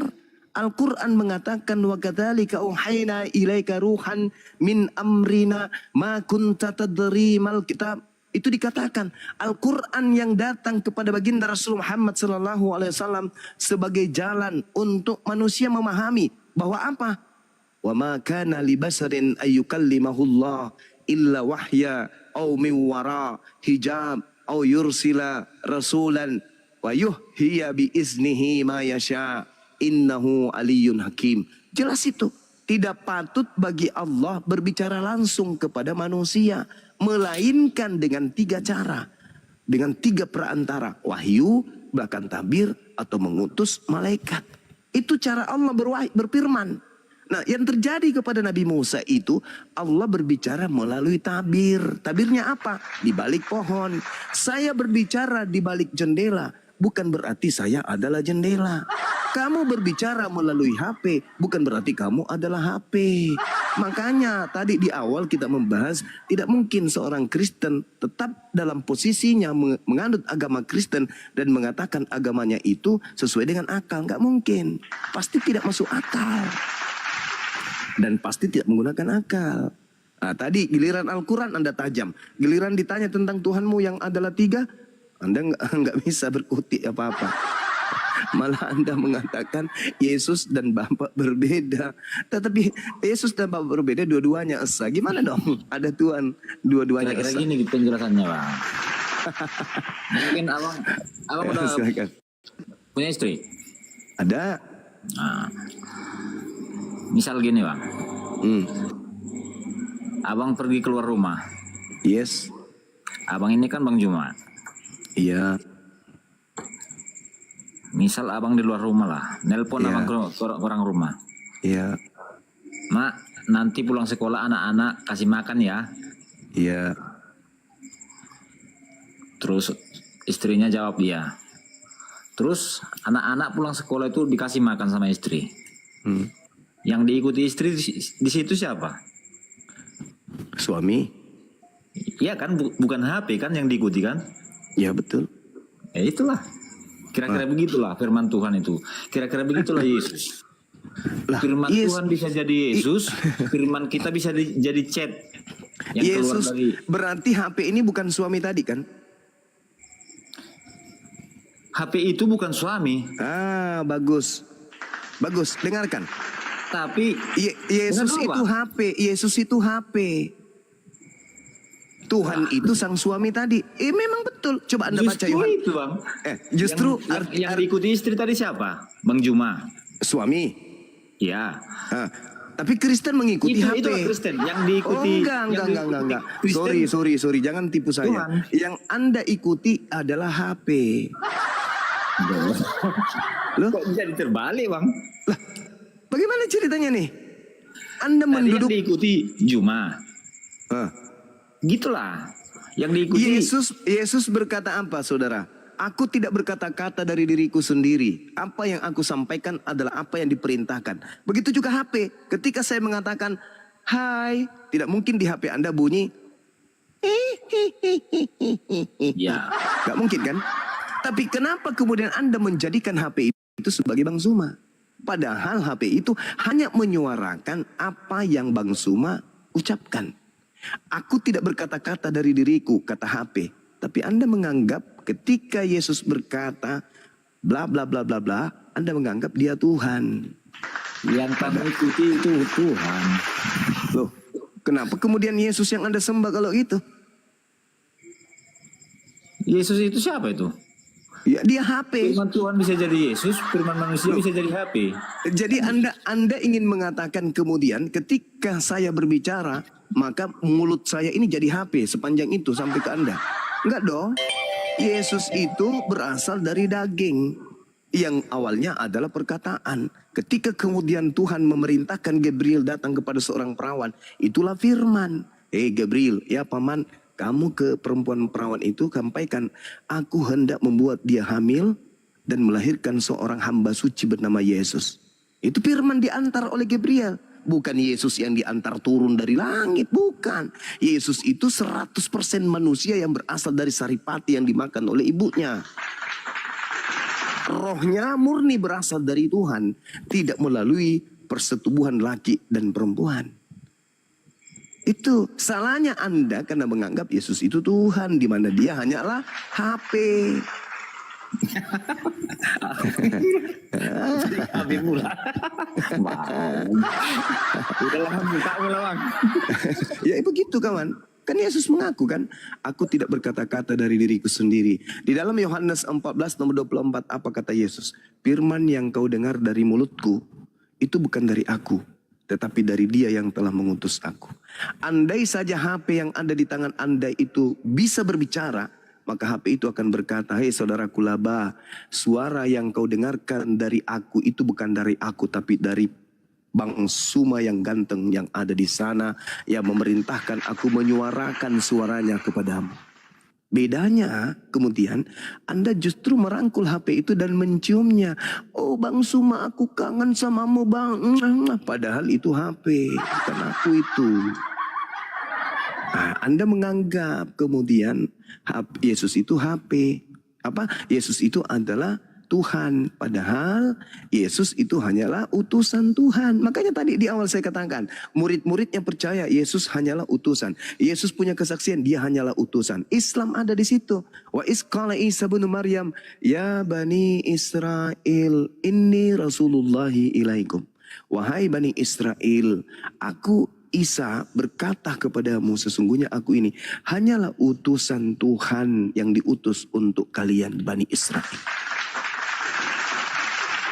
Itu kawan. Makanya jangan heran kalau kami beriman kepada Yesus yang datang sebagai anak Maria yang perawan, sebagai nabi ke tengah-tengah Bani Israel. Tapi kami tidak percaya kepada Yesus yang keluar dari kubur yang Anda tuhankan itu. Kami nggak percaya itu. Kalau kami Kristen memang nggak heran bang, yang menggoyahkan nanti macam orang abang ini kan, itu udah dinubuatkan dalam Alkitab itu, dalam Injil udah dinubuatkan itu di Petrus. Sederhana itu saudaraku. Sekarang begini, percaya tidak saudara dengan perkataan Yesus bahwa akan datang penyesat setelah dia bergelar Yesus Kristus? Percaya nggak? Percaya. Nah, berarti ketika Yesus mengatakan kepada Bani Israel, bukan kepada Kristen, kepada Bani Israel, wahai Bani Israel, waspadalah agar kalian jangan disesatkan, sebab akan datang banyak orang dengan memakai nama Yesus dan berkata akulah Kristus, dia akan menyesatkan banyak orang. Percaya Anda? Memakai kan? Iya, Abang ini memakai Kristus. Oh tidak, penyesatnya itu yang mengaku akulah Kristus. Mana ada Bang Suma mengaku Kristus? Penyesatnya datang dan mengaku akulah Kristus. Nah, memakai maksudnya gini bang, memakai salah. itu untuk menyesat. Oh salah, salah. Jangan gitu caranya. Itu namanya Anda membantu iblis dalam menyesatkan manusia. Jangan. Di situ Yesus mengatakan. Abang udah tekankan lagi intinya. Itu intinya bang. Penyesatnya yang berkata akulah Kristus. Mana ada pernah Bang Suma mengatakan akulah Kristus? Enggak. Penyesatnya itu mengaku Kristus. Ada enggak Bang Suma pernah mengatakan kepada kalian, aku ini Kristus loh? Enggak. Abang enggak ngaku Kristus, cuma yang berarti perkataan Kristus. Berarti bukan saya dong. Jangan Anda sepelekan dalil dalam kitab saudara sendiri, bahaya itu. Anda Kristen tapi Anda mengotak-atik kemudian Bible. Jangan. Di dalam kitab saudara dikatakan, waspadalah supaya jangan ada orang yang menyesatkan kamu. Sebab banyak orang yang akan datang dengan memakai namaku dan berkata, akulah Kristus. Saya tidak pernah berkata akulah Kristus. Ada penyesat datang mengaku akulah Kristus. Dan itulah yang datang kepada Paulus. Siapakah engkau Tuhan? Akulah Yesus Kristus yang kau aniaya. Yesus Kristus yang datang kepada Paulus ini menyesatkan banyak orang. Makanya pengikutnya disebut Kristen. Apa Kristen itu? Pengikut Kristus. Nah, kalau banyak orang yang disesatkan oleh Kristus palsu ini bukan Kristen, lalu yang menggenapi banyak orang yang disesatkan yang ngaku Kristus itu siapa? Islam tidak ngaku pengikut Kristus. Buddha, Hindu juga tidak. Satu-satunya komunitas yang banyak yang mengaku pengikut Kristus, ya Kristen kawan. Jangan cari di tempat lain. Memang gini bang, iya betul itu. Yang mengaku pengikut Kristus memang cuma Kristen, ya kan? Ya. Tapi yang menolak Kristus itu siapa? Kenapa? Yang menolak Kristus itu siapa? Ya Anda yang menolak Kristus. Loh. Lah iya dong. Dengar. Mari kita buktikan. Ketika Yesus mengatakan di dalam Matius 15:24, aku diutus hanya kepada domba yang hilang dari umat Israel. Itu Anda terima atau Anda tolak? Ayo. Anda terima atau Anda tolak? Kalau Anda terima, lalu Kristus siapa yang datang untuk kalian orang Indonesia? Ayo.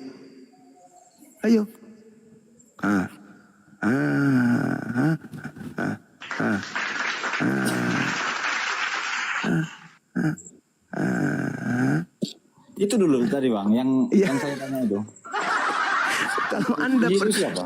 Kalau Anda menerima dan tidak menolak Yesus, Anda akan menjadi Muslim. Karena Yesus berkata, aku diutus hanya kepada domba yang hilang dari umat Israel.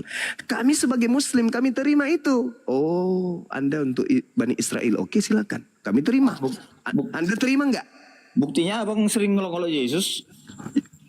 Coba, kasih bukti kalau saya pernah mengolok Yesus. Kasih bukti. Ayo, kasih bukti. Aku sering dengar ceramah abang di Koma. Ya, coba buktikan. Satu aja saya mengolok Yesus. Mungkin teman-teman di bawah banyak itu yang sering dengar. Silakan yang dibawa tulis di mana saya mengolok Yesus. Silakan. Saya akan pertanggungjawabkan. Silakan. Yang dibawa. Ini ada 3.000 orang memandang. Silakan. Tulis biar saya tanggapi. Saya mengolok Yesus seperti apa? Oh, saya mengoloknya nete. Oh, ada dalilnya. Apalagi ditampar, ada dalilnya. Yesus diseret, mati terkutuk, ada dalilnya. Ayo, mana saya mengolok-ngolok Yesus? Justru saya sebagai Muslim memurnikan ajaran Yesus dengan mengatakan semua yang dituduhkan oleh Kristen terhadap Itulah Yesus. yang memakai nama aku, Bang. Itulah yang memakai nama Yesus. Oh, jadi Anda mengatakan saya pernah mengaku saya Yesus gitu? Bukan mengaku nama Yesus, memakai perkataan Yesus. Loh, di situ jelas dalilnya kok. Sebab banyak orang akan datang dengan memakai namaku. Namaku Suma. Saya tidak pakai namanya Yesus, aku Yesus. Dan berkata akulah Kristus, enggak. Saya hanya mengatakan saya adalah penginjil jalanan. Saya tidak pernah mengaku Kristus. Sedangkan penyesat yang datang kepada Paulus mengaku Kristus. Dan intinya di mana?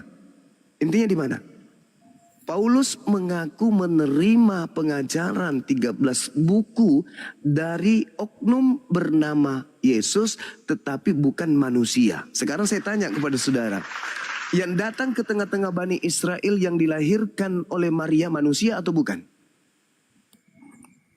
Manusia. Coba Anda baca Galatia 1 nomor 11 nomor 12, apa kata Paulus? Aku menerima Injil bukan dari manusia, tetapi dari Yesus Kristus. Beda kan? Maria punya Yesus, manusia anaknya. Paulus punya Yesus juga, tapi bukan manusia. Yang mana yang Anda ikuti? Yesus yang manusia atau Yesus yang bukan manusia? Kalau dari logika saya, Bang, manusia, cuman iman saya, dia itu hakikatnya Tuhan.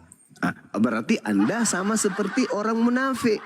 Bagaimana mungkin Anda mengatakan ini adalah seekor sapi, tetapi iman Anda mengatakan itu adalah seekor ayam? Munafik namanya. Makanya di dalam 2 Yohanes 1 nomor 7, siapakah pembohong itu? Siapakah penyesat itu? Bukankah dia yang pergi ke seluruh dunia yang tidak mengakui Yesus itu datang sebagai manusia? Itulah penyesatnya, itulah antikristusnya. Sekarang kalau saya tanya, apakah Yesus itu manusia? Anda mengatakan manusia. Saya ikuti Anda ke gereja, saya intip dari luar, ternyata Anda menyembah Yesus. Berarti lain di mulut, lain di perbuatan. Apa itu namanya? Pembohong. Dalam bahasa Yunani disebut planos. 2 Yohanes 1 nomor 7. Siapakah pembohong itu? Siapakah penyesat itu? Bukankah dia yang pergi ke seluruh dunia yang tidak mengaku Yesus datang sebagai manusia? Tanya Paulus, ya paman, yang datang kepadamu siapa? Yesus. Manusia atau bukan? Paulus mengatakan bukan. Berarti penyesatnya adalah dia yang tidak mengaku Yesus datang sebagai manusia. Baca Galatia 1 nomor 11 nomor 12 kawan. Yang mengajarkan kepada aku adalah bukan manusia. Bukan manusia yang mengajarkan Injil kepadaku, tetapi pernyataan Yesus Kristus. Berarti dia mengakui bahwa Yesus Kristus bukan manusia. Penyesat adalah yang pergi ke seluruh dunia yang tidak mengaku Yesus datang sebagai manusia. Siapa dia? Paulus. Siapa mengikutnya? Kristen. Silakan direnungkan kawan. Anda mau terima atau tidak terima? Ya saya tidak punya hak untuk itu. Saya cuma punya kewajiban untuk menyampaikan kebenaran di mana Al-Quran mengatakan wa isqalallahu ya Isa bin Maryam anta qulta linnas takhizuni, wahai Isa putra Maryam, apakah engkau yang mengajarkan orang-orang ini menuhankan dirimu selain daripada aku? Nabi Isa berkata, qala subhanaka ma yakunu li an aqula ma laysa li bihaqq. Maha suci Engkau ya Allah, aku tidak pernah mengatakan sesuatu yang bukan hakku untuk aku katakan. Yesus menerangkan itu di dalam Yohanes 12 nomor 49 nomor 50. Aku tidak berkata-kata dari diriku sendiri. Apa yang aku katakan, apa yang aku sampaikan adalah apa yang diperintahkan oleh Bapa untuk aku katakan, aku sampaikan. Aku menyampaikan apa? Makul tulahum illama amartani bi ani abdullah rabbi wa rabbakum. Wahai Maria, jangan kau sentuh aku, tapi pergilah kepada saudara-saudaraku, katakan kepada mereka, aku akan pergi kepada ilahku dan ilahmu, Tuhanku dan Tuhanmu. Makul tulahum illama amartani bi ani abdullah rabbi wa rabbakum. Makanya dikatakan pada endingnya kehidupan kita kelak, apa kata Al-Quran? Wa idza husiran nasu kanu lahum a'da wa kanu lahum bi ibadatihim kafirin. Apa yang mereka sembah selain daripada Allah, kelak yang disembah itu akan menjadi musuhnya. Dan pemujaan-pemujaan yang ia lakukan ketika hidup di dunia akan diingkari oleh yang dia sembah. Coba Anda baca Matius 7 nomor 22 nomor 23. Apa kata Yesus? Pada hari terakhir nanti banyak orang yang berseru kepadaku, Tuhan Yesus, Tuhan Yesus, bukankah kami telah bernubuat, mengusir setan, bermujizat pakai namamu? Pada saat itulah aku Yesus akan berterus terang kepada mereka, enyahlah daripadaku, kalian semua adalah pembuat kejahatan. Betul itu Bang. Ya itu dia makanya. Berarti Al-Quran saya betul. Apa yang mereka sembah Maksud selain Yesus dari... itu gini Bang. Nah, gimana tuh? Banyak orang Kristen itu mengaku Kristen, tapi nggak dijalankan apa yang dijalankan Yesus. Lalu bagaimana dia bisa bermukjizat? Bagaimana dia bisa mengusir setan kalau dia tidak mentaati ajaran gereja? Kuasa Kuasa apa? Tuhan itu kan Kuasa dalam Tuhan. menyebarkan Injil bagi penyebar Injil, macam-macam kuasa yang dikasih Bang. Ada kuasa kesembuhan. Berarti Tuhan memberikan dan meridai, mereka menyembuhkan orang sakit, mengusir setan. Berarti Tuhan meridai. Kenapa diusir sama Yesus? Betul Bang, gini. Kenapa diusir? Kenapa diusir? Gini Bang. Ya, Tuhan silakan. tahu nggak itu Yudas Iskariot bakal mengkhianatinya? Tahu nggak? Tahu pasti. Tapi dipakai.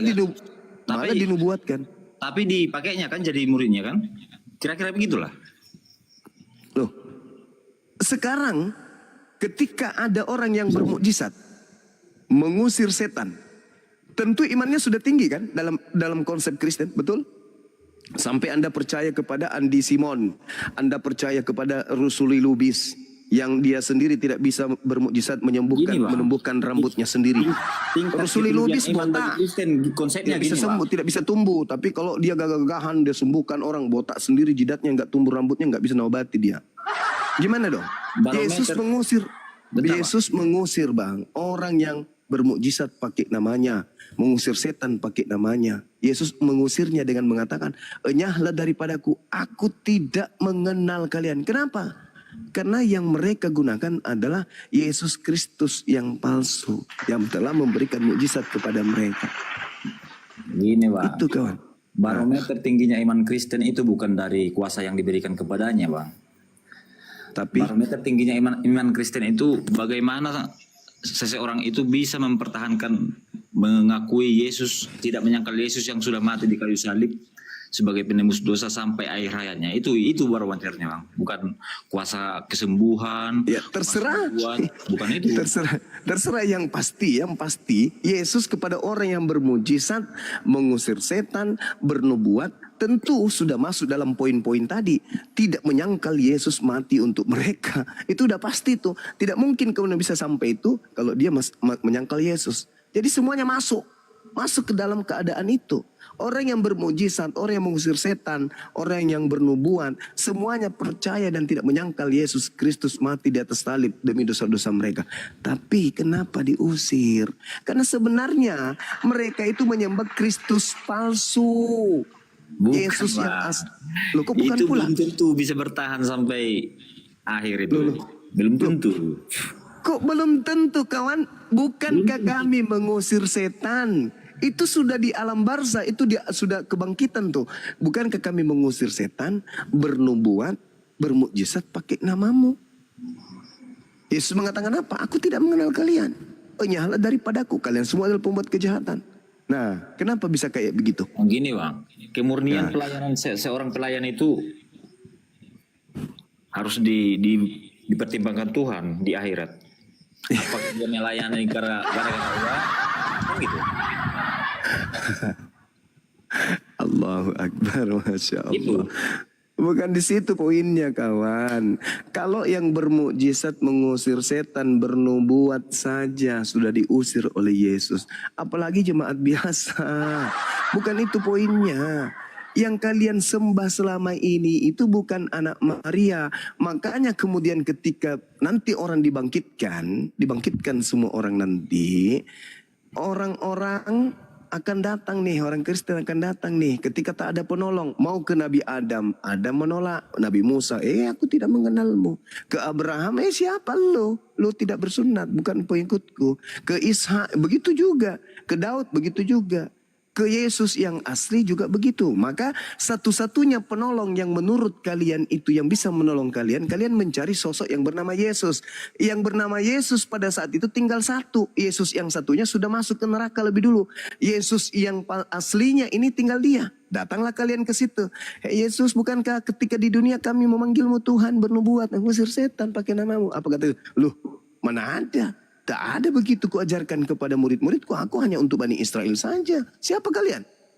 Kami dari Indonesia, Bang Yesus. Ini dari Makassar, ini dari Madura, ini dari Medan, ini dari Bandung. Sorry lah, aku tidak mengenal kalian. Kalian semua pembuat kejahatan. Itu yang terjadi, kawan. Itu yang terjadi. Tidak mungkin tidak. Makanya tadi jangan dibelok-belokkan itu ayat. Itu dalil supaya Anda itu bisa lurus. Yesus berkata kepada murid-muridnya ketika di Bukit Zaitun. Murid-muridnya ini bercakap-cakap dengan Yesus. Dan muridnya sudah pasti Bani Israel, bukan Kristen. Ditanya, bagaimanakah itu bisa wahai guru? Dan bagaimanakah tanda kesudahannya wahai guru? Jawab Yesus, waspadalah supaya jangan ada orang yang menyesatkan kamu. Sebab banyak orang akan datang dengan memakai namaku dan berkata, akulah Kristus, dan mereka akan menyesatkan banyak orang. Tuh. Pertanyaannya, setelah Yesus terangkat ke langit, tahun 33, ada nggak sosok datang mengaku-ngaku Kristus setelahnya? Ada. Pertama ke Ananias, kedua ke Paulus, ketiga yang datang ke Pulau Patmos, akulah Yesus, tunas Daud, bintang gemilang. Itu dua, itu tiga. Kristus yang datang tuh setelah Yesus. Padahal Yesus nanti kedatangan keduanya nanti. Belum datang sekarang. Belum. Nanti detik-detik kiamat baru dia datang. Berarti yang datang antara kedatangan pertamanya dengan kedatangan keduanya, itulah Kristus palsu. Makanya Yesus dalam Matius 24 nomor 23 sampai 26 apa kata Yesus? Jadi apabila ada orang berkata ada Yesus di sini, ada Yesus di sana, jangan kau percaya. Camkanlah, aku telah mengatakannya terlebih dahulu kepadamu.